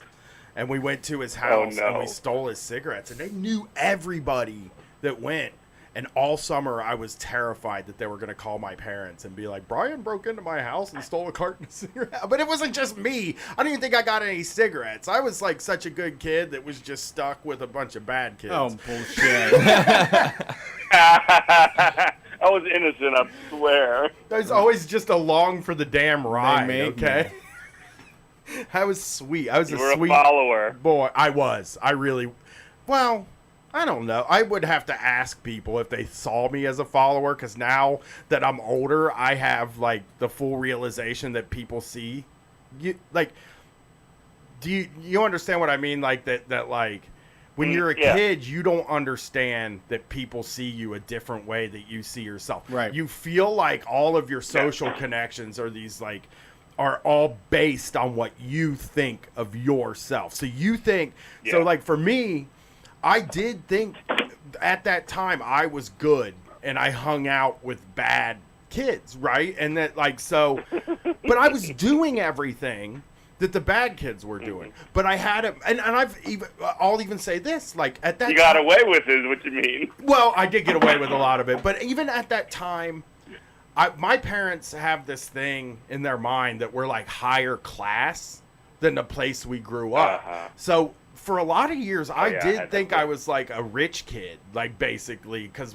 my parents made a little bit more than the people that lived in the neighborhood. But I didn't act like that. You know what I mean? And like, it's just now that I'm out, now I wonder what the other people were thinking about me at that time. Were they thinking, like, man, Brian's bad. I don't know why I'm hanging out with this fucking kid. Every time I hang out with this kid, I get in trouble. So, I was just so afraid of adults. You know, that was the weird thing about me is I was just so scared of adults. So, all right. That's a common thing. Like, it's just that I don't know. That like, you want to do as much as you can in terms of I don't know, just like exploring freedom. But there's just these looming consequences that are always sort of like there, and you just have to just dodge the consequences, but you still want to do all the fun stuff, right? That's what I see kids is doing. But they're like really interested in wanting to like figure shit out, and like I think that's good and important. But like I don't know, there's this philosophy that you just need to keep them in line, and it's just like just make sure they don't hurt themselves, right? Yeah. Or anybody else. Yeah, that's how I feel too. It's like even to the point where like if your kid is a bully and he gets beat up, okay. That you know, okay. He learned something, didn't he? Yeah. Like I don't know that anything else beyond that needs to really be done except for make sure they don't take some sort of revenge. But like I feel like teaching people the real consequences of their actions is so much more important than making sure you tack on extra punishment for everything. Yeah, but bullies normally don't get their comeuppance. They just get to be bullies and prosper. Well, and the other thing too is that like if you don't like if somebody's like bullying somebody else's kid, the parent of the kid that's getting bullied, they want something to be done, right? They don't want the actual comeuppance to happen. They want the schools and the teachers and the like system and the authority to do something to stamp it out. And it really sort of it sort of puts a lot of pressure on these teachers and whatever to act when it might not necessarily be the case. I mean, how do you even that's know? the most appropriate thing. I mean, is it relatively easy to tell? I don't think I would know unless I saw it happen right in front of my face, you know? No.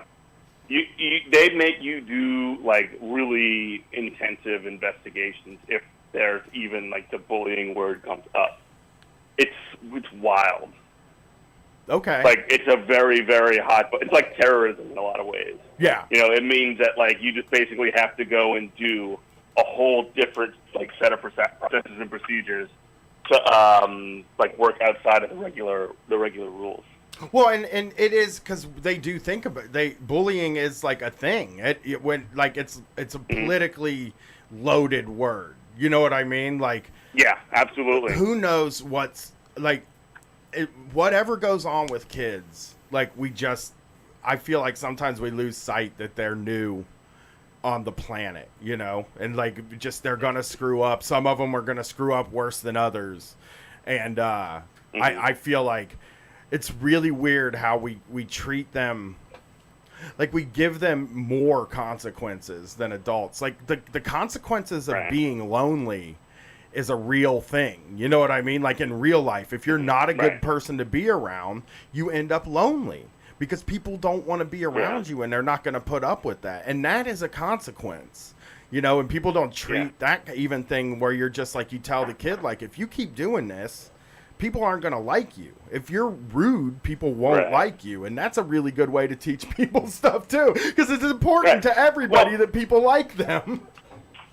And kids are smart in the sense that they can figure this stuff out if you communicate it to them in that way, as opposed to saying, oh, well, there's the teachers and the principals or whatever are coming after me or whatever. They respond better to sort of social sanctions, I find, than to official sanctions. I think we all do, really. I mean, you know, other than jail, but I think the thing that regulates me from being a dick 100% of the time is that dicks end up lonely. You know, dicks don't have people at the end of their life to take care of them and things like that. So, all right, Jeff, thank you for calling in. Fine. We're gonna take our break now. We love you.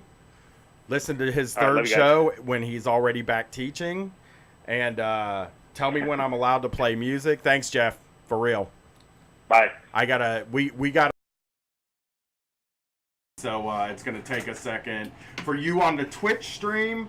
We're going to go take our actual break, and then we'll come in here, and maybe we'll talk to you while the music is playing. Yeah, thank you for listening to Street Fight Radio. We will be back. We're going to take a quick break here. You can hang on the line if you want to call in next week. The number is 614-412-5252. And call in about 10:30. That's the best time to call in if you want to make sure you're getting there early. You can listen live at WCRSFM.org or watch on Twitch, Facebook, or YouTube.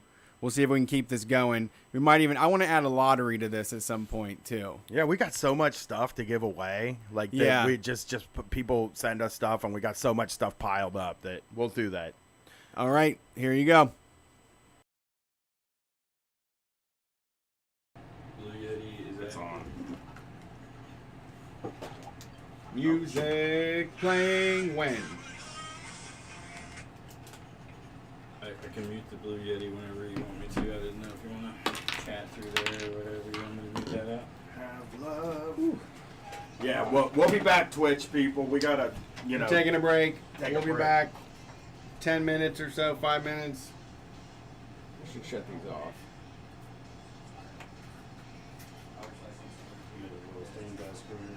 You did? You good with that? Yeah. I'll make another one. You want me to? You write B fight back? You said can if you want me to, but it'll take a second. That's fine. What's up? You want me to mute the mic now? Blue Yeti? Yeah.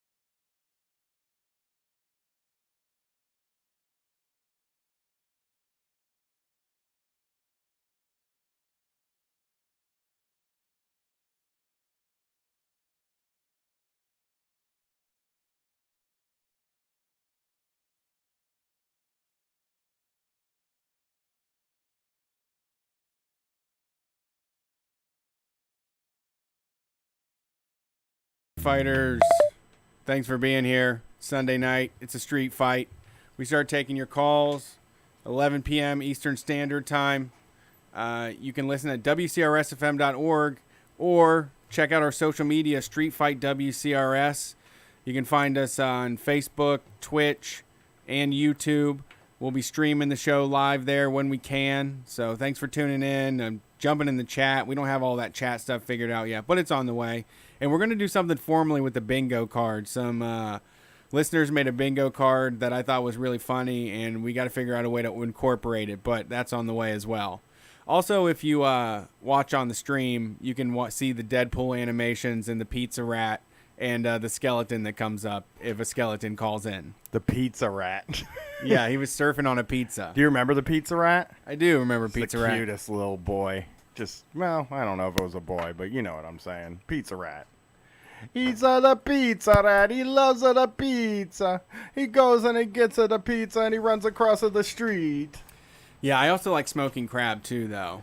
Smoking crab? Yeah, there's that crab they put like cigarettes in Oh. their things. I always like that little cigarette smoking boy, but I know that's like a controversial thing to like. I don't think that's as cute. It was to me, but I understand that it's also bad. Sure, But it was cute. it was cute. The little guy just sitting there having a smoke. All these other kids are trying to play with toys, and this little guy is just like, give me a pack of smokes over there. Maybe a ice cold brewski. All right. Suck my thumb and smoke a cigarette. Let's see who's on the phone. Thank you for calling Street Fight Radio. Who are we talking to? Hi, this is Julia from Northern Virginia. Howdy. Cop state. That's where the cops all are. I know. It sucks here. I honestly hate it so much. What's going on tonight, Julia? Not much. I was calling in to share a small business tyrant story. We like those. Yeah. So it was like right after I moved down here, I just really needed a job.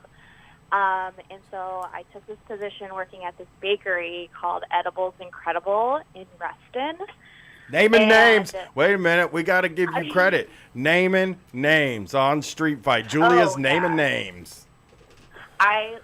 These people were fucking a nightmare. I don't even care. Yeah, so, I should have known when they hired me, in the interview, that was going to be a bad sign. I had literally had one job before working in a call center, and I'd never worked retail or anything, and they were like, you're hired. Perfect. How long was the interview? We will mold you. How long was the interview? It was I don't know, 15 minutes. It was not long. it was bad. And the whole, it's the size of a shoebox, this store, and everyone was running around like crazy. And so I started, and I was 19 at the time, and my manager was in her 50s, and within 2 weeks I was the assistant manager. Oh no, this place sounds so desperate. I'm so nervous to find out what the rest of the stuff is. It was so bad, and I was lucky because I didn't really give a shit because I moved in with my dad. I transferred schools. I was actually going to school in Ohio, and Oh, wait. so I was I don't have to pay bills, so this is just for me to get transportation and save for school.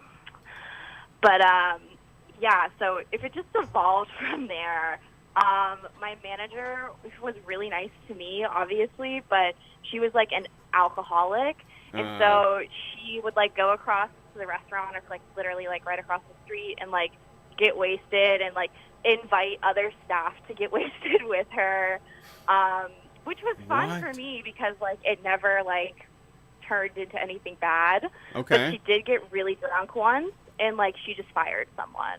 Oh yeah, no. yeah. Yeah. To show how tough she is. Was it Yeah, it was this guy who he anytime he could come up with a better job, he would leave. But then when it fell through, inevitably, he would go back to working at Edibles Incredible.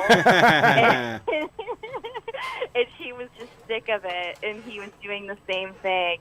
and she was just like out of it one night and just like fired him over the phone. Oh, And like God. the owners backed her up, and it was really shitty.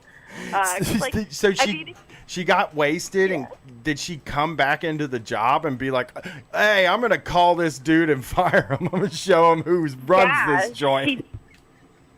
She just called him on her cell phone at the restaurant across the street, God, and that's she so she shitty. stood by it. Like she was like, "I am like invested in this." That is. But she was, That's she wasn't even the wild. worst, though. It was the owners. It was a wild place.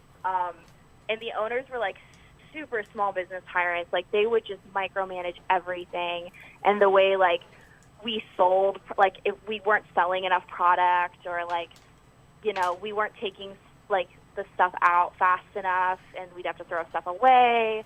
And like they had insane hours. We were open from like 9 in the morning to 11 at night. And I'm like, no one wants to fucking like $60 cake at like 10:30 at night. Like this is insane. And I'm imagining like how, because you can't, like when it's like an 11 o'clock, you can't have 2 or 3 people working. You have to have like the smallest staff possible when you're working at 10 o'clock at night selling $60 cakes. Just be me. Yeah, like it was really expensive, shitty stuff. And one of the times I actually went to where they made the things, because we just had like the retail store and they brought things over. They literally were using Pillsbury like pre-box mix cake. Whoa. Yeah, they had like bulk of it in the like inventory room. It was amazing. I think that happens with a lot of those bakeries. There was like a period where like, now it's vape stores, but it used to be cupcake stores. Like, now it's brick oven pizza. Like every small business person's like, I'm gonna make some big money doing these. Like, I'll call it like 900 degrees, and I'll sell these pizzas. And like, I'm now starting to watch all those go under. But there was a period where that was like cupcake places. And when those things happen, it's like the people that are getting in the business aren't passionate about baking or cooking. They're passionate about making money, and they're just like, nobody will question me if this is a Pillsbury cake. Nobody knows the difference. Who cares? It literally, especially like all the bougie ass people that work and like live in Reston, like that just have money to spend. They'll pay. They literally would pay like $8 for a single slice of cake, and I was like, this is the dumbest thing. You're like, you know, what that cost to make was like, what do you think? An $8 piece of cake probably costs like 4 cents to make. Brett, we're in the wrong business. I know. We need to resell. We need to be reselling Betty Crocker cakes. People love those too. That's what they grew up with. I know. They don't even know the difference. This tastes just like my grandmother's cake. we are of that generation where our grandparents all cooked out of a box too. So they loved it. Everything came out of a can or something. They're like, man, these green beans, they're really good. They just dumped them out of a can. Yep. Soft. They're soft. Real briny. Yeah. But the worst was after she left. So she like quit in like a fury one day. Yeah. Those kind of people don't quit any other way. Exactly. But like she wasn't even the problem, especially because like she like liked me, and I was quote on her side as an assistant manager, which meant nothing honestly, other than like I got a key and like could open the safe. But so she quit, and they made me at fucking 19 the acting manager of this whole operation. I love this place. That is so like imagine the amount of people they went through before you started there. Oh, I know. Think about all the resumes. Real. Like, I ended up working literally at a Potbelly's right beside it, so I watched the staff continue to change for a whole year after that. But it was literally no one lasted more than 6 months. I saw and like ended up, because I ended up meeting other people working there. But yeah, so they put me in charge, And that's when it got really insane because they started like fucking calling me at like 11:30 at night after I'd send them the closing reports and be like, why didn't we sell all the cupcakes? Or we're throwing out too many cakes. And I'm like, what do you want me to do? It's like people don't want to pay $38 for a 6-inch cake, which is like super tiny. It feeds like 5 people. They're like, no, I need you. You gotta go. You gotta load up the trunk of your car. You need to go to the gas station and tell people we made too many cakes and see how many you can get rid of. But they're yelling at a Exactly. 19-year-old too Yeah, to that's run true. their store for them, to run not only run their inventory, but they're also yelling at a 19-year-old to like handle their money, close the store, open a store, because you know how these Yeah. people are. They'll just like they'll let anybody. They'll I also love the assistant manager thing that they made up an assistant manager position for you. Yeah. Like, we'll give It you a was key. We'll amazing. give you some more responsibility, and we won't have to pay you anything. Literally, yeah. I think I got bumped from like $9.40 an hour to like $11. Yeah, they Like usually. when they promoted me. That's a nice nice little assistant manager when you work at a place where there's 3 people working. No shit. When I finally quit, there were 2 people left then in the store, and I felt horrible for them because I'm like, you're my like coworkers, but so like they just keep putting all this insane pressure on me, and I was like, fuck this. Like, I literally like I was in such a state one day.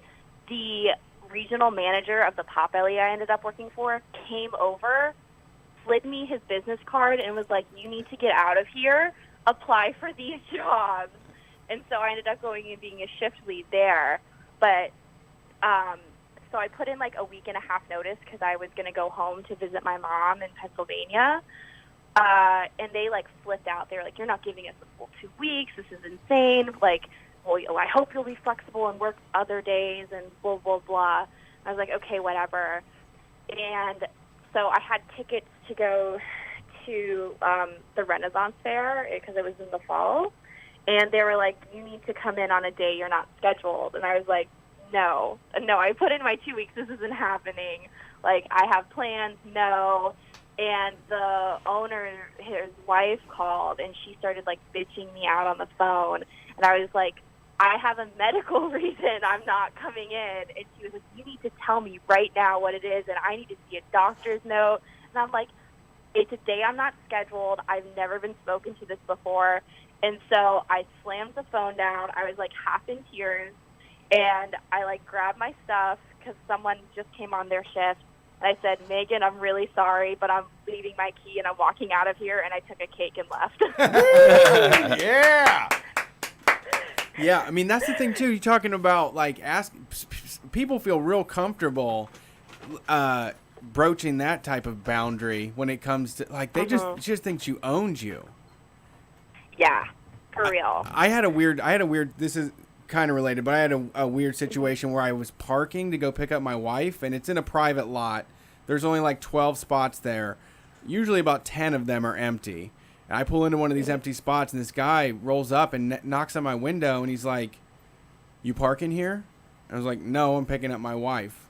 He's like, oh, okay. And he starts to walk away, and he turns around, he's like, where's she work at? I was like, in that building over there. He's like, oh, okay. Well, I just want to make sure because so the parking police don't get you. And I was like, well, who's the parking police?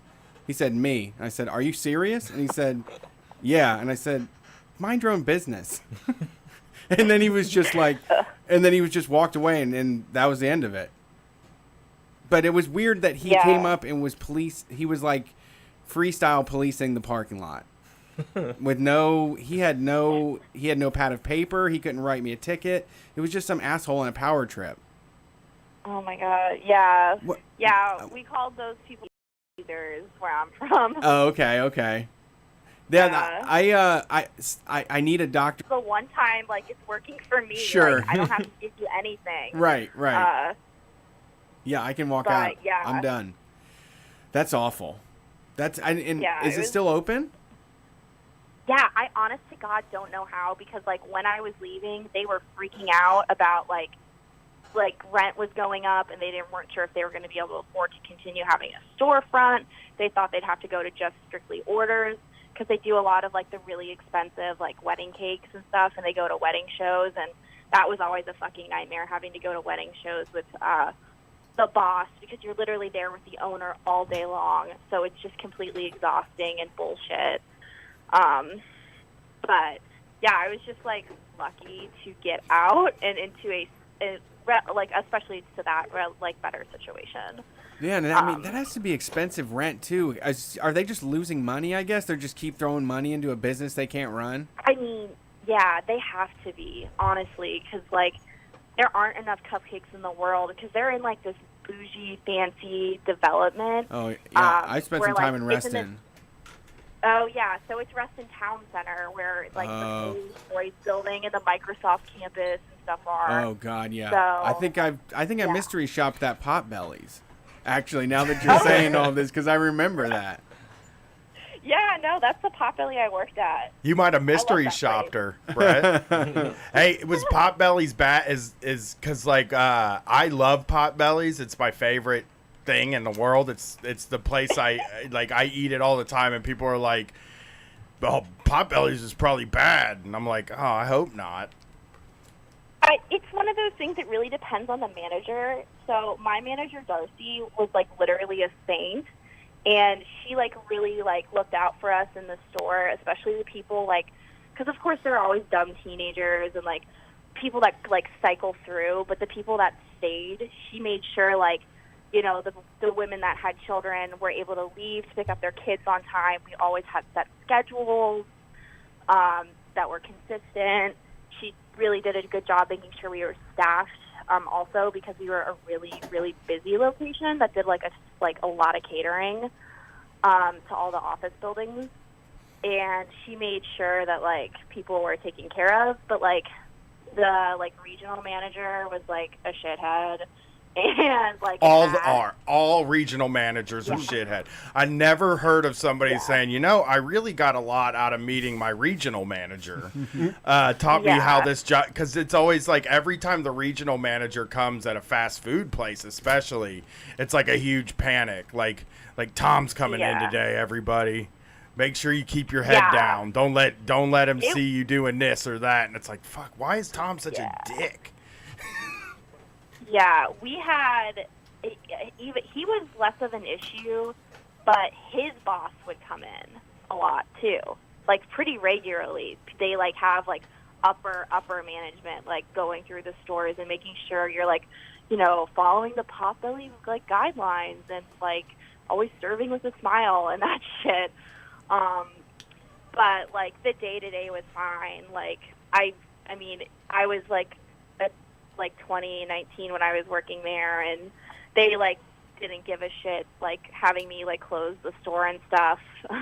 I always like the store closed at 9, and at 9:01 I always made sure everyone had clocked out and stuff. Like I had a good time working with like the people there. It was fun. I always loved working like that's the big bonus of working at places like that, is you work with much cooler people than when you end up in an office or something, or a real job. Like the people you work with at a place like Potbellies are usually pretty fun. Yeah, and even like the call center thing I worked at, like it wasn't like, it was at a like insane like uptight like Catholic school, but like it was like I'd always rather like work at Potbelly, even though it was like more physically demanding and like exhausting and stuff. Yeah, I'm that way with call centers now. Like I think that's something I'm definitely like, if everything goes sideways and I have to get another job, I think I'd rather go back to even doing cable over call center work. I think call center work was maybe the worst of my jobs. It was one of them. God, Roofing is the worst, but the call center work is up there in my mind. Call center and McDonald's are two things that are up there in my mind of like, they were just really hard times. Like, yeah, call center is very taxing. It requires all of your attention because you have to be focused on the person calling, and then they're also tracking every single second on your computer. So you have to constantly be talking to somebody that probably doesn't want to talk to you in most cases, you know? Yeah. So I went to Franciscan University, which you guys might have heard of. It's in Steubenville. Yeah, But I work like, yeah. yeah, I think I know. I know I've heard. Once you said Steubenville, I was like, oh, I know that place. Yeah. Oh, everyone does because of that. But the lesser known is that it has a super Orthodox Catholic university that, like, the Domino's pizza guy, like, has given a shit ton of money to, and that's the only reason why it still exists. Okay. But yeah, that was before he created his own Catholic campus to rival it in Florida. Yeah. The Domino's Pizza guy's wild. He loves Catholicism. He built a city, dude. Yeah. You didn't know that? He is you don't hear enough about the Domino's guy. I'm going to tell you that right now. I agree. He's a guy that you should probably be hearing about. And We you can just do a don't. Domino's yeah. guy episode. We should absolutely do we should dig up I'll do that for the next Basement Show on Wednesday. I'll get Domino's guy information. I'm writing it down right now. Yeah, but so I like worked like asking for donations for the university, and like my wildest story from the one semester I could hack doing it and like being there was at the end, like even if the person like didn't give you any money, like as long as they don't phone slam you, you're supposed to ask if they have any prayer intentions. And like I got on the phone with and I got on the phone with someone that was clearly had been crying and was in like an emotional state. And I was just trying to get off the phone as fast as I could. But I was like, my boss was right there, so I had to fucking ask, do you have any prayer intentions? And like this woman lost it. She just started bawling and was like talking about like, don't let your children ever leave, and why do children leave and like never come visit you, and all this stuff. And like I didn't know what to do, and I was just trapped on the phone with her for probably 30 minutes because we're supposed to, you know, be compassionate and stuff. And it was intense. She just kept asking me to pray Hail Marys with her. And afterwards, I got off the phone, and my boss was like, sounds like that was an intense call. I won't make you do chapel time today. Because we had this, like, a half hour of our time when we were there was we had to sign up and go to the chapel and pray for everyone and pray for donations. Oh, you had to, part of the job was you had to go pray for donations. So- That's wild. So Yeah. so it wasn't even just like emotional labor. There was spiritual labor that was required as well. Oh, hella spiritual labor. Oh, yeah. We prayed the rosary. The first half hour was we prayed the rosary together, and then we could start calling. That's they pay a little extra for the praying though. They probably paid you less for the praying. No, they were paying me $8.75 an hour. That's very Catholic of them. Doesn't a guy for the Catholic Church like sit on a gold throne? Yeah, like the Pope has like insane amount of money and like just like invaluable paintings and things he could sell to like feed the poor or like, you know, help address people's material needs, but that's not going to happen. You don't get to be the Pope by just handing out, by paying people $15 an hour to get your donations. That's not how you become the largest landowners in the world, right? That's the thing on the Catholic Church. The Domino's guy. Yep. Thank you for bringing my attention to the Domino's guy. Now I'm going to make sure that we smear him on Wednesday when we do the basement That's show. awesome. Oh, I can't wait to hear it. Well, thanks But for thank you so calling, much for Julia. listening. Yeah. Yeah, Thanks for have calling. a great night, guys. You Yeah, too. good call. Thanks for calling in. All right. The Domino's Yeah. guy, dude. These pizza magnates are really quite special people. The Little Caesars guy did put up Rosa Parks. Right, we all for a know while. that. Right. What? It's the pizza people and the sandwich shop owners, man. Yeah. Jimmy John and Jersey Mike. Like, See, Jersey Mike's band? I don't know the story for sure on Jersey Mike, but I met someone who claimed that their friend worked in a place where he came in, and he was just he was a real Jimmy John. Oh yeah, just Well, wanted I to need come in this and story. I need rage about everything and. Okay. I'm Jersey Mike being a jerk is a We're gonna real scoop scoop. on Jersey Mike. I love this. Well, this is like when I somebody wish I tells had you it on, that like, This is like when somebody tells you Jack Hanna fucked their wife or something. Right. Like that. It's like the same thing. So, well, I think what it is like we were just talking about with the edibles place, not the good kind of edibles, is that they want to make money. They don't want to like share their gift of sandwiches. It's that they just need to figure out how to get a sandwich into your fucking hand. You're already eating sandwiches. Again, like that's what I always say about people that like own franchises, right? Is that they're not like, oh, you know, I care about this stuff. They're like, if I franchise a Quiznos, then I can make a lot of Quiznos money. It's not about the sandwiches or any of that stuff. It's not about a passion to get something out. It's like, it's not a guy that wanted to be in food service all his life. It's a guy that was like, Quiznos. See, people are always going to go to Quiznos. You know? They can't give up those toasted subs. Yeah, they love these things. If people are going to want a sub, I'm going to have to own the sub place. Let's see who is on the line here. Thank you for calling Street Fight. Who are we talking to? Hey. What's How's up? it going? Pretty All good. right. Chilling. Making some dinner. Oh, yeah? It's a little late for dinner. Yeah. Not in California, buddy. Got you there. Yeah, it is early in California. It's still late for dinner, though, right? Like in California, I have to do the math, but it's 10:51, I think. 11 o'clock at night. You don't You eat got to dinner. get dinner in before midnight, otherwise you're in fourth meal territory. That's like the Gremlin thing, right? I'm going to turn to this scaly fucking evil thing, right? I Yeah. love the Gremlins, though. I think the Gremlins are just as cute as Gizmo. Gizmo? Yeah, that's true. When Isn't you the watch spider They're one? Street Fight. The Dude. Gremlins are Street Fight, and Gizmo is Normie. Yeah, if you watch that Gremlins movie now and you see that gremlin like pointing a gun wantonly at people, you're like, that rules, man. Gremlins kick ass. Like there's a scene in the Gremlins, like this is a kids movie, and there's this like really great scene in the Gremlins where there's just a gremlin standing in like a toy store just shooting guns at things, and you're just like, dang, that's edgy, Gremlin. Oh, yeah. Yeah, that sounds like an episode of CSI. Yeah, it's just, like we can't handle that It stuff was now. some sort of creature, only 36 inches in height, based upon all the bullet trajectories. Gremlins are crazy, man. They're getting your stuff. Yeah, that's true. Gremlins are crazy. You imagine that's our one public service announcement for the show. We're always telling people to quit their jobs and do drugs, but we're like, you know what kicks ass is Gremlins. They keep them Gremlins out of your house. Be They're more crazy. Be more gremlin-like. Yeah. What's going on tonight?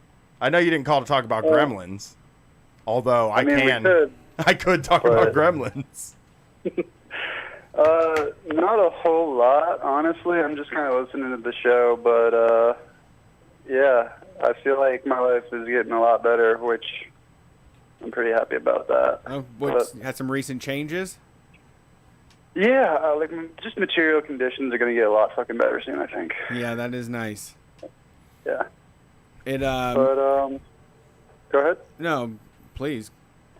Yeah, it's just I think I'm going to get a job, and I've been like kind of employed, but not really for a while now. So Yeah, going from not employed to employed that's a pretty big upgrade in money. Yeah, it's that is always like the weirdest time though. Are you like almost there? Are you like in the middle of the, because I hate that when you're like trying to get a job. You haven't had a job for a while. You're working on getting a job. You have your hook in somebody, right? Like you're fishing. You get your hook in somebody, and then it's like just a matter of the process of getting the job. And it's that's the most arduous time. yeah. I think it's going to happen because they asked me when I can start. So Yeah. Sounds good. Did you tell them like right away, like right now, if you want me to? I didn't say that because I'm finishing up school, so I need to like do X, Y, and Z and have that all wrapped up, which will be done like in a week. And I need to get that out of the way. But after that, I mean, yeah, I can start basically whenever. I told him like 2 weeks from that time point. It was like a couple of days ago, so I thought like 2 weeks should be good. You wearing I a can start in 2 suit? weeks. You doing a suit job or a jeans job? It was corporate as fuck, man. It was weird. Like, it was really weird. I was in the belly of the beast. Nice. Yeah, Try and everyone take there it was, down. like, super suited up. Yeah, it was crazy. Well, hey, thanks for calling in. I thank you for listening. Yeah, no, absolutely. I'm going to call back just to listen on the phone because the radio doesn't work on the internet, but just don't pick me up, that's all. The Twitch is, the Twitch, you can watch it on now we have it on Twitch, I so don't if you want it have, like, a uncut. computer that, like, does Twitch work. Okay. Yeah. I mean, you can also listen to, call us back. You can go ahead and call us back. It's fine. I wrote your number down. I won't pick it up. Cool. All right, thanks, Have guys. a good night. You too. Could, I mean, I walk around listening to the Go Off Kings around my house. Because, I don't know, you can watch it, or you can do whatever. That gremlin with a gun, I'm trying to find a picture of the gremlin with the gun. I love him. I wish there was a gif of him. I'll see if I can find one. Yeah, please, find me a few Gremlins gifs. I love those little guys. I wish I would ask that guy what he made for dinner. Yeah. Like if he went all at 10 o'clock is a late dinner. Yeah, It's I agree. early dinner. Yeah. Well, sometimes you get your day going a little later. That's true. You know? We eat 9 o'clock dinners all the time in my house. Yeah, especially when you got a kid like that's not in school where Right. it doesn't like matter anymore. It's like when you got a kid and they have to go to school, that's like where it's like, oh man, we gotta eat at 6 now. Right. Yeah, we stay up super late and I don't have to be up, so that helps. Yeah, I love it. I loved it when my kid was on vacation. Let's see who's on the line here. Thank you for calling Street Fight. Who are we talking to? My name's Joe. I live in Seattle. What's up, Howdy, Joe? Joe. How are you? I'm doing all right. Looking for work myself, actually, here pretty soon. Oh, are you quitting a job? I walked off the job a little under 2 months ago. Really? Just had enough. You just Yeah. had enough of them? What kind of job was it? Suits or jeans? That's my new I thing. was actually calling in to talk about the perils of construction labor. Oh, yeah, I haven't heard. I worked as a roofer, so I have a little experience. What were you up to? I'm a second-generation drywaller and metal stud framer. Oh, okay. Okay, that's like a lot more involved than what I was doing. So, what was it? What was it like? I recently had the horrible opportunity to have to get roped into a roof in my boss's house. They do that Whoa. every time. All those businesses do that, dude. They're just like, oh, you know how to do stuff, and just come over here and roof for us, Come over here and do that. Yeah, I'd rather hang drywall all day than roof. It's the hardest. It was a lot It's harder. the worst job I ever had. It's like the most elements that you can possibly be. Like there's no more being in the elements than standing. I was doing industrial roofing, so I was standing on top of hospitals. Yeah, the flat rubber roofs where you have to glue the rubber down, and we would be standing on top of these tall hospitals, and just it was January, and it was like the worst fucking time, man. Yeah, and you get the pan decking that's reflective in the summer, so you're getting cooked both from the sun and it reflecting off the pan decking below you. Yeah. So what were the perils of your other stuff? I was actually calling in to talk about a story of my buddy who got really hurt and kind of screwed out of compensation, in my opinion, by the state of Illinois. Okay, how'd that happen? Well, we were. It was a Saturday, the end of a 6-day week. We were probably already at like 52 hours, and this was in the morning. So everybody was really tired. We were converting the seating in a movie theater, and basically we were framing up these tiers with metal studs and then laying down 3/4-inch cement board on it, which is exactly what it sounds like. It's cement without the gravel, and it's just got fiberglass in it, and it's 3/4 of an inch thick.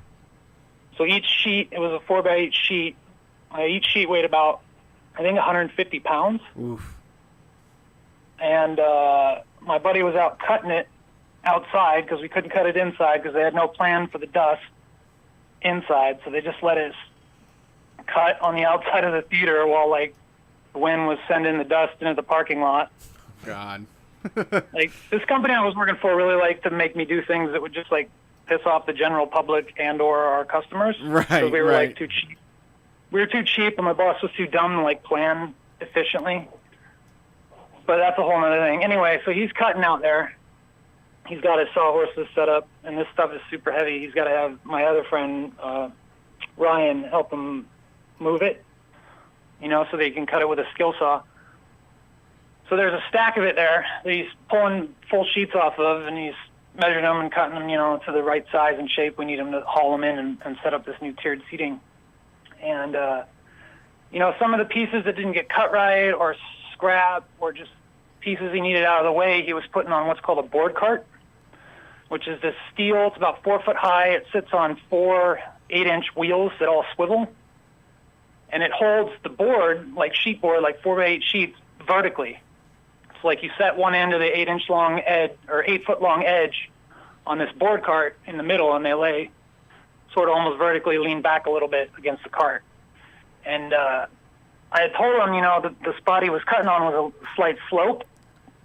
And I guess at one point, right after we had turned around to take a sheet in, me and the guy who was helping him move it around to cut, the board cart started moving with about between 1,000 and 1,200 pounds of cement board on it. Oh, God. And by the time he noticed, he turned around and tried to, like, crouch down, but as he turned around, he didn't move his feet. So one leg got crossed over the other. And as the board cart came down on him with that 1,200 pounds of cement board, it sort of, like, crushed that leg over the other one and, like, twisted his femur like you would twist, like, a dry stick, so it broke it, like, in a spiral. Oh, God.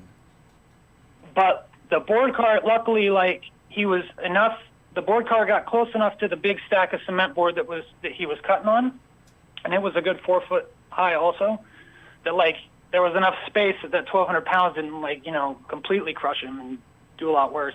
Yeah, I mean, that is an upside. What happened? So God damn. What was how did they get screwed out of their cut? Because I'd imagine you should be kind of taken care of forever after that, right? Well, I mean, it's based on a doctor's. Sorry. There's an official point at which their doctor, the state LNI doctor, decides that you're fit to return to work or not. Yeah. And what happened was he got an almost 2 foot long piece of titanium grafted to his femur with like 6 or 7 screws about 2.5 inches long in his knee and in his hip. And what's bothering him now is his muscles and stuff are grinding over those screws. And he still can't really walk more than like 4 hours a day consistently. And, you know, he was a laborer before. We hung drywall. We had to stop a drywall. We had to move it around. I mean, before this, he was a logger and actually caught a chainsaw to the face. Jeez. This guy doesn't have very good luck. Yeah. What's he doing now? Right now, he moved back to Indiana, and he's working. I think he's delivering pizza right now. That's just kind of thing. He's planning to try and make it back out here because what he really likes to do is photograph cars, but he's not really, you know, it's really hard to make money at that. Sure. That's more of a hobby. Yeah. Unless you can, I mean, that's a hell of a hustle to make a I mean, he living knows out a of lot that. of he knows a lot of rich people with like Ferraris and stuff, but they only pay to shoot like one time a couple $100, and yeah, it's hard to make a lot of money. I had the same thing. I like actually melted down when I had to go see the state doctor, the state like mandated doctor when I was on workman's comp for the first year. I saw my own doctor, and then 6 months after that, and then for another 6 months I saw my own doctor, and he kept writing me out over and over again. And then they sent me to the state doctor, and it was like a much different occasion. It was much a different vibe. Like it really felt like I was cattle. Like they got me in there, and he decided that I wasn't ready to go back, which is lucky for me at the time. But like it felt like, I don't know. It didn't even feel like he was listening to me or cared at all what was going on with me. He was just like, "Can you move your hand?" And I'm like, "No." And he's like, "All right, get out of here." And I left. I wrote a letter to the state rep about the doctor because I was like, man, that was humiliating. Like it felt very humiliating to go and do that and feel like it felt like this doctor isn't what, like it didn't feel like this doctor was here to help me or take care of me. It felt like he was here to like, I don't know. I don't know what it felt like he was there to do, but it didn't feel like my interests were at heart at any time in the process of meeting this doctor. And I always think that me writing the letter is what got me the extension. Like, I still think to this day that, like, the extension on my benefits came because I wrote that letter and somebody from the state rep's office, you know, got a hold of them. And Yeah. Yeah, I mean, I know this other super who knows how to game that system and has gotten all kinds of things from L&I for injuries.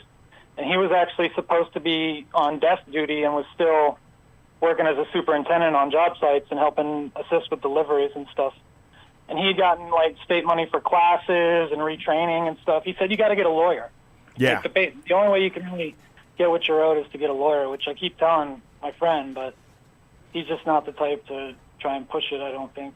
Right, yeah, and like the lawyer thing is expensive and they take an enormous cut of it, and it's really hard to figure out if you're going to make anything out of the deal anyway, you know. I had an opportunity to get partial disability after I hurt my wrist, and I just didn't do it. I didn't go to the lawyer. I didn't do all the work that it took to get that stuff, and then, you know, I just did something that I don't get. I guess I don't really need it. I probably could have used it, but it's not something that, like, I feel like I have a super need for it. Maybe that's how he feels, is like, well, I'll work, because there are a lot of people that are like, I'll just work my way back up and get there. I don't need no help from anybody, and that's a shame, because it sounds like he deserves something. Yeah, and I don't even think he wants, like, money for the work he can't do now, because he can't really stay on his feet as long, because, you know, delivering pizzas, it doesn't pay much as construction labor. Nobody wants to do construction labor. No, that's for sure. But he wants money to have the rest of the screws taken out, because the titanium will eventually bond to his femur, and he won't need the screws, and he's convinced that the screws is what's really giving him the pain. They can't pay. They don't pay for that? Well, he had the initial surgery to put the metal in there, and then I think they did pay to have one screw taken out in his knee. But then they decided that after that he was cleared to return to full duty. I fucking hate this country. Like, that's the kind of stuff that really, like, illustrates, like, just the workers are so the last people that anybody cares about. Like, this thing runs on the backs of construction workers and all the workers, and we're the last consideration. And it really just sucks, and it sucks for people that don't even get injured in the first place and are disabled out of the gate, you know. And your wage shouldn't be so tied to just your physical ability to do work. You should be able to drop out. Like, he was smart enough to learn layout, which is where you take the blueprints and basically draw them on the floor for us to frame our walls up. But, like, you know, our employer didn't really have the patience to pay him his full wages to do that. Sure. Or to learn that. Yeah. I mean, a lot of businesses like that are so against light duty too, from my experience. It was often pretty much any of those jobs that I had would say that like, we don't do light duty here. The cable company didn't do light duty. I know that for sure. So there are a lot of jobs that just aren't looking to pull you off of the floor. You know what I mean? You either do it all. Because if you learn that stuff, then what do you need them for? Yeah, that's true. What do you need the bosses for? Yeah, if you learn enough layout and learn how to order material and learn how to handle manpower, like, what do you need the owners for? You can start your own construction business. It's not that hard to get a bond and a license. Yeah. Well, hey, thanks for calling. I hope everything gets taken care of. Yeah, I hope he does something or gets a better situation. Yeah, for sure. Well, thank you for calling in. I hope things are getting taken care of. Yep. Y'all take it easy. Have a good one. Where are we at, Brett? We got 2 calls to go. We are at 2.5 hours. We can keep it under 3. Perfect. I think. Perfect. I hope. Perfect. Thank everybody that has listened this long and stuck with us on the live stream. Yeah, thank you to all of you. I'm hungry. Like that now. We're usually done now a half hour ago, and my body's like, when are you going to go eat a bunch of food like a fat pig? And, well, you eat it out of a trough? It's coming, Belly. It's coming. I'm going to get you some Doritos with salsa. Oh, that's a good treat. Yeah. And maybe it's Pop-Tart. All right. Thank you for calling Street Fight. Who are we talking to? Yo, you're talking to Max from Edmonton, Canada. What's up, Max? How's things going in Canada? Oh, it's going pretty good. It's like not cold. Everything's pretty nice. Universal I had to call in healthcare. when. Yeah, that's not bad. Like, I guess I don't have as much to complain about as you guys, so I got that going for me. There's complaining stuff there. Trust me. What's going on tonight? Yeah, it feels kind of petty, but I was calling in because Brian, you were wondering about like what those bars in really small towns are like. Mm-hmm. And I happened to work at one for a little while. Oh, really? Yeah, so I worked at this bar in what's it called? It's a hamlet of 85 people in Dilk, Saskatchewan. Whoa. Wow. A hamlet. I worked in a bar in a small hamlet in Canada. Yeah. yeah, and it was definitely a hamlet. So it's like mostly farmers and like a few people that are just kind of like popping through. But it was a really strange experience. I basically, like, my boss was like, he was a rare Canadian Trump supporter. Okay. and like, I like it. I like him. Hey, Yeah. hey, he's Yeah. making America Yeah, great again. exactly. I wish he'd come up here and make Canada great again. Eh? It's like, what does he have to complain about? Yeah, so I don't know. Like, I don't know how you go out of your way to become a Canadian Trump supporter. Imagine how mad a Canadian Trump supporter is because there's universal health care. You know what I mean? Like, that's like an extra thing that's hanging over their head that they don't have here. They're like extra true. mad. There's people in America who don't even know what it's No, like to totally. live under socialism. Yeah, definitely. Like, he would just go off about, like, pretty boy Justin Trudeau over there, he's taking all of my money and, I don't see any of it. But, like, the dude had, like, a nice cabin and he's doing well. You know? It's a bar. He's just looking for things. Yeah. Yeah, I just talked So to he's somebody like- about Justin Trudeau too. Like one of the last third show I did with Rob, we talked about Justin Trudeau. It'll come out soon, and you guys got a little bit to complain about. I hear some stuff. Oh, we do. Yeah. But no, totally. So what? How many people were usually there on? Let's not do the week. Let's say like on Saturday night. What's it like at a bar at a place like that? Oh, Saturday night is when things get going. So basically around like 5, you get some old people rolling in, and they hit the VLTs till like 2 a.m. and then head home. What's the VLP? So it was. Oh, so like, do you guys not? They're like slots, basically. Keno? I don't know. We call them Keno in Columbus. We have Keno here. That's a different game than slots. Keno. Oh man, I'm showing that I'm a bit, I'm from Canada. I guess we got some things that you don't have over there in Columbus. Yeah, what is it? Brett's So now it's basically like, we like- need to get to Canada and play these VLPs. You said VLP? Oh, you don't want to be playing these VLTs. Too many times you put a $20 in a VLT and you get a nickel out. It's not a good way to make money. So they're like, basically like, they're like gambling, but they're sort of like games like, I don't know, you guys play like Candy Crush or anything like that? Oh, yeah. Okay. So yeah, it's like Candy Crush, but on like a big screen, and sort of like a mix between that and a slot machine. Okay. So basically, like, these old people would come in, and they're not tipping you because they don't get drinks, but basically, instead of tips, you take the little cash-out tickets that they're too embarrassed to give you.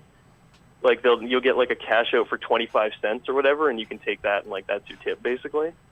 25 cents is your tip. Yeah, it's not a good tip. And they're not drinking at all, so they should cut you in on that VLP money is what I think.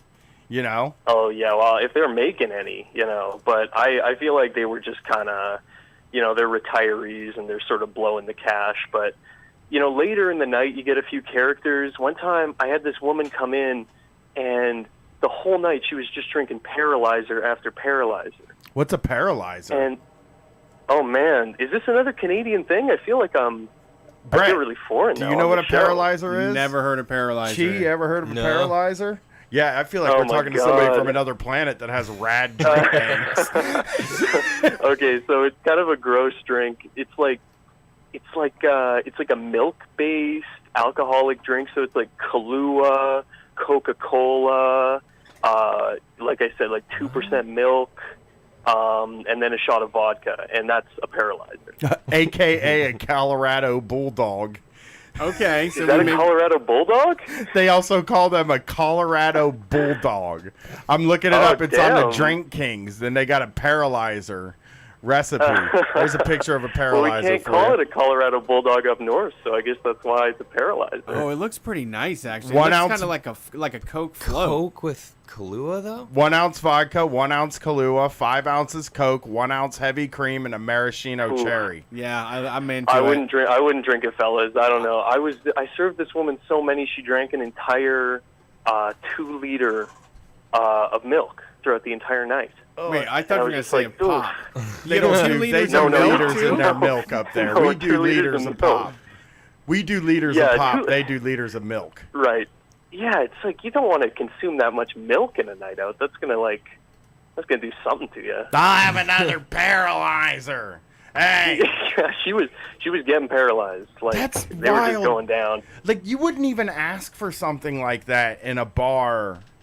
Like there's no bars I can think of where you would ask for a paralyzer, and she's in a small town of 85 people Actually, drinking you paralyzers. know what? If I was in a town of 85 people, Yeah. I might drink 10 paralyzers back to back. So what the hell, right? Yeah, like makes your surroundings a bit more interesting. Like, and you know, if I am going to name and shame this bar in Dilk, Saskatchewan, it's the only bar there. It's called the Dilk Bar. So That is a gross name. Dilk yeah. Bar. I mean, Dilk is a horrible name. It's a horrible name. Well, you drive through, you're going to go to the Dilk Bar? I love Dilk. I love Dilk. Yeah. Dilk? Yeah, let's get to this Dilk bar and drink Yeah, some when are you guys doing a show in paralyzers. Dilk? I could hook you up with a venue. Well, now that would be awesome to like do a show with one person in Dilk. Oh my god. Well, you know, if you came through, I mean, hey, like I could put you up. You know, the Dilk Bar is also an old hotel. We got rooms, everything. And we could play VLP. Brett could spend all of his Yeah. money on VLPs because that's what he would VLPs do. and paralyzers. All these Canadian delicacies. Are they skill games or are they random? The VLT. No, you can pick different ones. So Okay. it's like you go on the machine and you can select these different kinds of games. And so, yeah, one would be like a Candy Crush knockoff, or there'd be like, and they're all like branded too. There's like Simpson VLTs out here, stuff like that. Yeah, we have Simpson slots here in Ohio. Why don't they Oh, have yeah, like yeah. Mortal Kombat that I can play for money? You know, like a Yeah, like that'd be good. skill Yeah. games is where it's at. You're right, dude. I know that's what they need. Mm-hmm. I want skill games. They're illegal in the United States, which is ridiculous. Basically, yeah, you're right. It could be like progressive slots where, like, if people lose their quarters, the jackpot gets higher until you beat Goro or whatever it is. Right.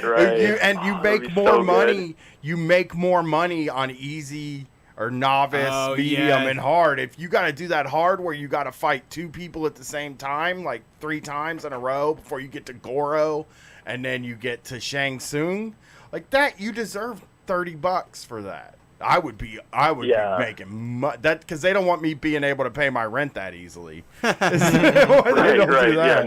yeah. Well, they won't let us You know, experiment with that shit either. Why is that illegal? totally. I wonder. Because it's gambling. But so is but gambling. They let you gamble if you can't control the outcome.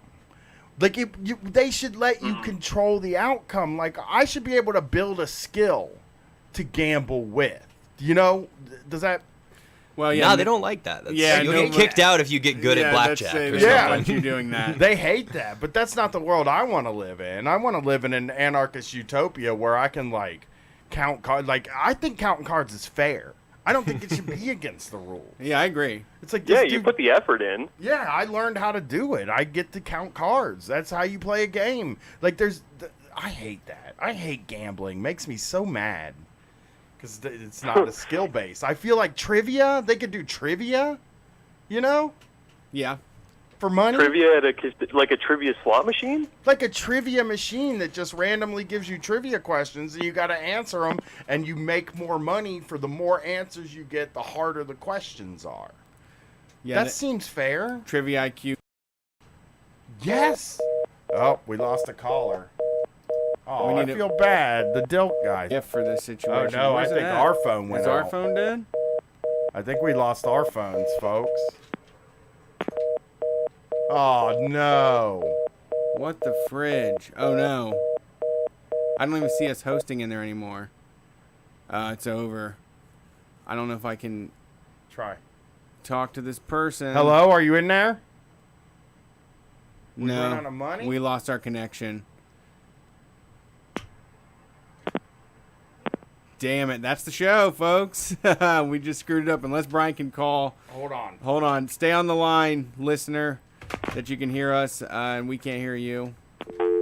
We are going to make a phone call I need to know. to get this together. If you want to come see us live, we are going to be in Columbus, Ohio this Tuesday, July 31st, performing at Ace of Cups, the coolest venue in town.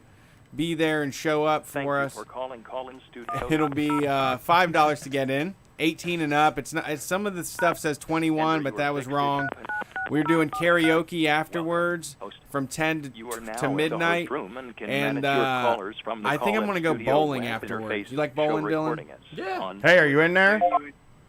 I'm here. Howdy, Yes! thanks. Yes! Woo. Oh, I'm so glad we We solved saved that. it. Oh, that was scary. Who's this? This is Lucian. What's up, Oh, Lucian? I wow. just did a. I just said I was going to talked call, about and then you. I didn't split, and then I'm here. Oh, Yeah. I would have felt bad, but then not as bad that it was you because you got a whole hour coming out in I like did a get a whole couple hour. days. So, how's it going, Lucian? Congratulations It's on your going- job. Yeah, thanks. That's why I'm calling. So I can finally name and shame where I worked before without any fear of being fired preemptively. Naming names. We're naming names on. It's turning into the last call every week. Names names. It's happens. really been doing that for the past few weeks. So who are we shaming tonight when we name names? Oh, Home Depot. Ah! They're bad. Can I tell you what my problem with Home Depot is? The sign on the outside of the door that says they drug test all their employees. Yep. So the best thing about Home Depot is I'm leaving as lower management. I was making $12.41 an hour. That's what? Today. Lower management. Okay. Today, the best thing that happened was I handed my letter of resignation going, hey, I'm leaving for another job. And they asked me what it'll take for me to stay. I was like, well, they're giving me way more money. And so they go, okay, whatever. Well, tell the store manager that you're leaving. And then I get a text message from my direct supervisor going, hey, they want to know how much money it'll take for you to stay. It's like, well, you're telling me this now after it's already too late. I have another job. Clearly you didn't care enough to pay me a decent wage before I was leaving. Right. Holy And I think moly. the grossest, We could have paid the you so much grossest more. part. Yeah, the grossest part is that there's people there who've been there over 20 years who are barely making $16. Yeah, I believe that. At places like that, there is a definite ceiling at a place like Home Depot where they don't want nobody in there making more than $15 an hour. I bet $15 is the ceiling. Like, they don't want anybody getting there, you know? No, like it's awful. I had a coworker when I was talking about like the interview for where I'm going, the abortion clinic and all that, and how much I was going to be making there. And she's like, I've been here like 10 years and I don't even make that much, and it's so gross. Yeah, they don't care about if you really want to know how little they care about you, go around and ask people how much they're making, because that again is one of the most powerful tools that you have, like if you're an organizer, I think, is like letting people know what you're making, and then that knowing what they're making that's a powerful tool, because they don't want you to know that stuff, and it usually can tell you where everybody stands. Like, I'm sure you're finding out a lot now what different people are making. Oh yeah, because like I'll openly talking about it. Everyone's like, "Shh, you're not supposed to talk about how much you make." And it's like, I don't care. I'm leaving. The reason they tell you that is so that you can't go in and realize, oh shit, they're underpaying me severely. Right. This person who does the same fucking job I do is making $3 more. What the fuck? Telling people, like, I told somebody, I've used to tell people how much I made all the time because I had a lower job because I never asked for a promotion, and they would get higher jobs than me. So anytime that would happen to somebody who'd been working there for a shorter time than me, I'd be like, I make $16 an hour. And they'd be like, I make $9 or $10. And I'd be like, oh, you should do something about that. Yeah, I don't know if this job's worth a little awful. more. Yeah. I told a So guy I was making bad. $16.45 and he was making $9.50 and he was in a position above me. No, he's making $10.50 because he started at $9.50. They gave him $1 when they promoted him to a job that had him on call. Every 3 weeks he was on call. He's making $10.50 an hour. And you know how many hours Awful. this dude was working on call too, because he was just like, give me all the hours, you know. Yeah, and it's like if you get any overtime here too, they're like, cut it, cut it, cut it, cut it, cut it. You don't get to keep anything. No, they're basically like waiting to see if you get to 40 hours, you're out of there, right? Well, yeah, it's like, okay, you're at 40, or hey, you have 43 hours this week. You're gonna have to do a short shift like tomorrow or whatever to cut it. So you don't even, get to keep it, but they still expect you to somehow work everything you have to do. Yeah. Oh, yeah, yeah. And it sucks for those people. Yeah. Well, congratulations. I'm real happy for you. We talked on the show about your career, about GameStop, which was Yep. I had 100 questions about that because it just seemed that again, and I won't do what we did on the show, but like nobody's making any money at GameStop. No, GameStop was worse than Home Depot. Yeah. Like, somehow. But, and then, like, the things they do to just, like, the employees and whatnot, the way they treat them, it's bad. It's funny, because obviously, I only gave them, like, a week notice. No, never But give someone to on my Facebook To posted like a Home this Depot? thing about, like, posted, this, I guess, when the CEO, whatever, made that book, that, oh, yay, capitalism's awesome book. Yeah. And some site did a bunch of interviews with Home Depot employees and, like, all the shit that they've gone through and how much the job sucks. We did that on the show. And I feel bad. Yeah. But, like, I feel bad because everybody I talked to today, because my direct supervisor was like, yeah, you can ask for a ton of money and they'll probably give it to you. But, at the end of the day, it's still retail and you're still doing all this shit. And, like, even the assistant manager who was like, hey, do you want me to fight to pay you more? Because, we can do that. It's like, well, it's a little too fucking late for that now. Yeah. I don't know why you didn't pay me more when but it is what it is. But he was talking about how, like, he regrets not being able to get out of retail now, how he feels stuck. And everyone who's been there a while talks about how they feel stuck and how they regret not taking the chances, even if it was less money. It's just like, ooh, Jesus. It is. That's a real hard world, and it's even harder to get out of. We talked about this on the show, but it's like once, like, you get kind of slotted in a thing that's your expertise and you have to work so hard to get out of it. The only place, I worked at GameStop, now I can get a job at Home Depot or a grocery store, and like that's what you're qualified to do, and you get stuck in a position and it's really rough. I always feel for people that happens to. It's great to be 18 years old and have to make a decision to make money and then end up forced into some shit for the rest of your life. Well, yeah, I mean, you it's gotta really fair to young people starting out in the world. You gotta, I mean, you have to build up some sort of job experience. Those are only places that are hiring, and then once you have that experience, they're like, "What are you doing applying to be a florist? You do Home Depot stuff. Yeah. You do GameStop. Yeah. Yep. It's bad. It's not a world that gets talked about enough. It's like there's that show on TV, my wife watches it, called Superstore, and it's about these cutesy people that work in a big box store, and I'm like, boy, let me fucking make the movie. Let me make the TV show about the people that work in a big box store. Like, just go hire a bunch of employees. I'll hire Lucian to write. Because that's like, the thing.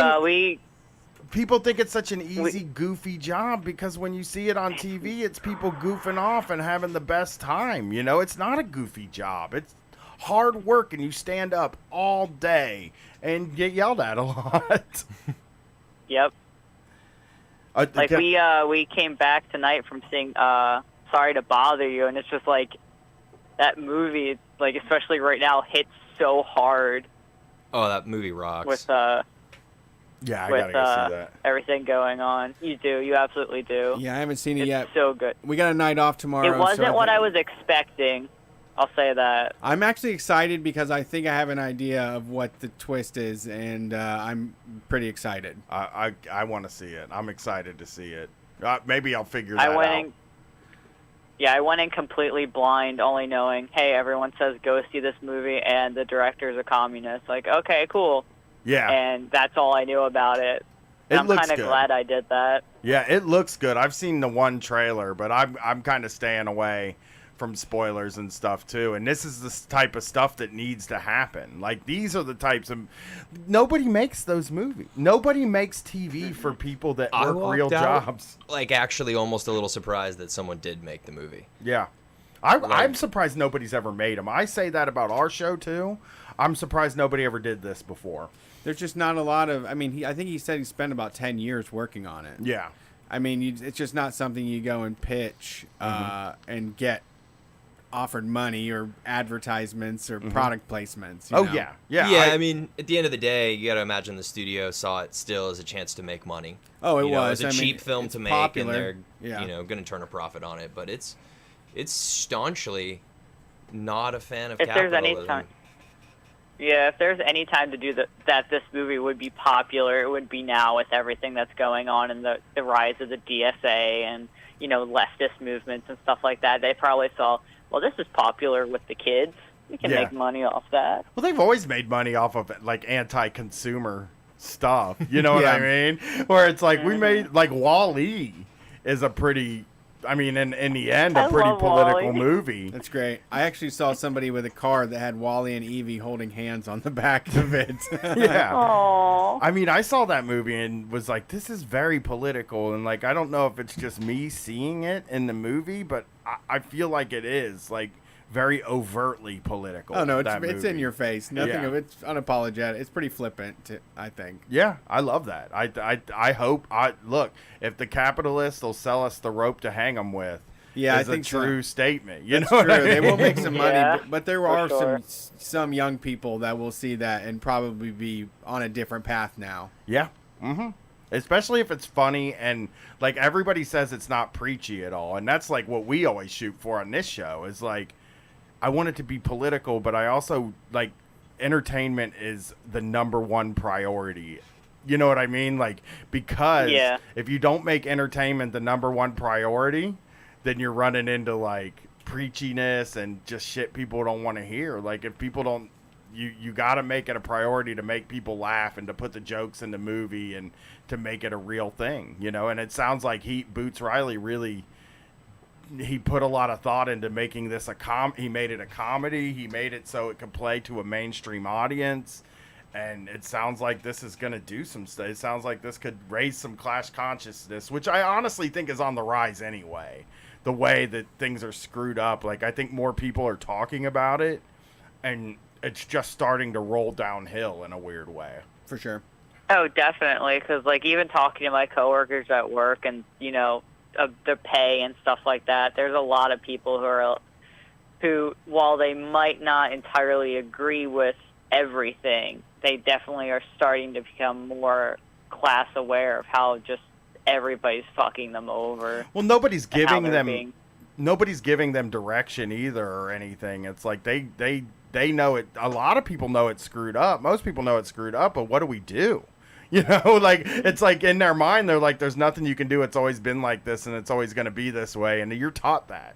You're taught to think like that. And like, and they definitely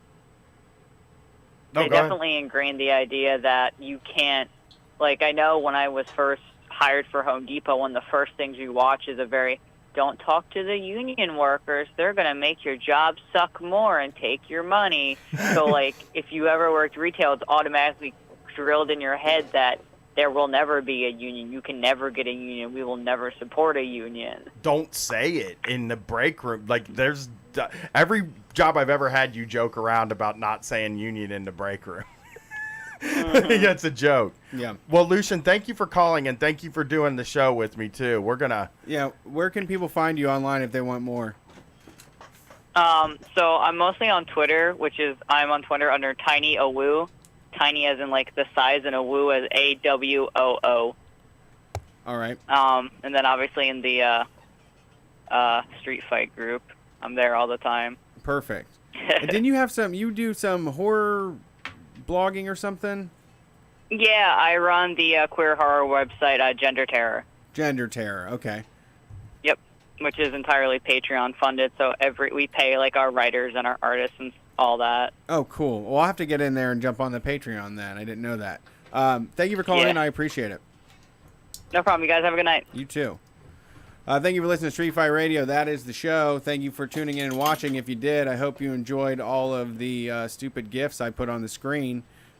We are happy to do this show and hope to take it onward and upward until we get to the top of the hierarchy so that we can smash it down flat like a pancake, similar to the shape of the earth. If you want to know what gets us going, it's Kratom and CBD. So get on that. We recommend it highly. And if you want some more material, bonus shows, what I'm saying.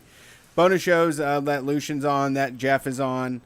You can go to patreon.com/StreetFightRadio to support us there and get access to our zine that we do every single month. We're going to put the film zine out this Monday or Tuesday. We got 2 days left in the month, so we are procrastinators. Usually comes at the last day of the month.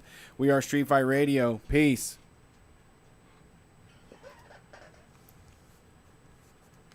That's it. Oh, man, that was fun. Woo. We did it, guys. That was it. That was the journey. The journey's over. I definitely need a faster computer to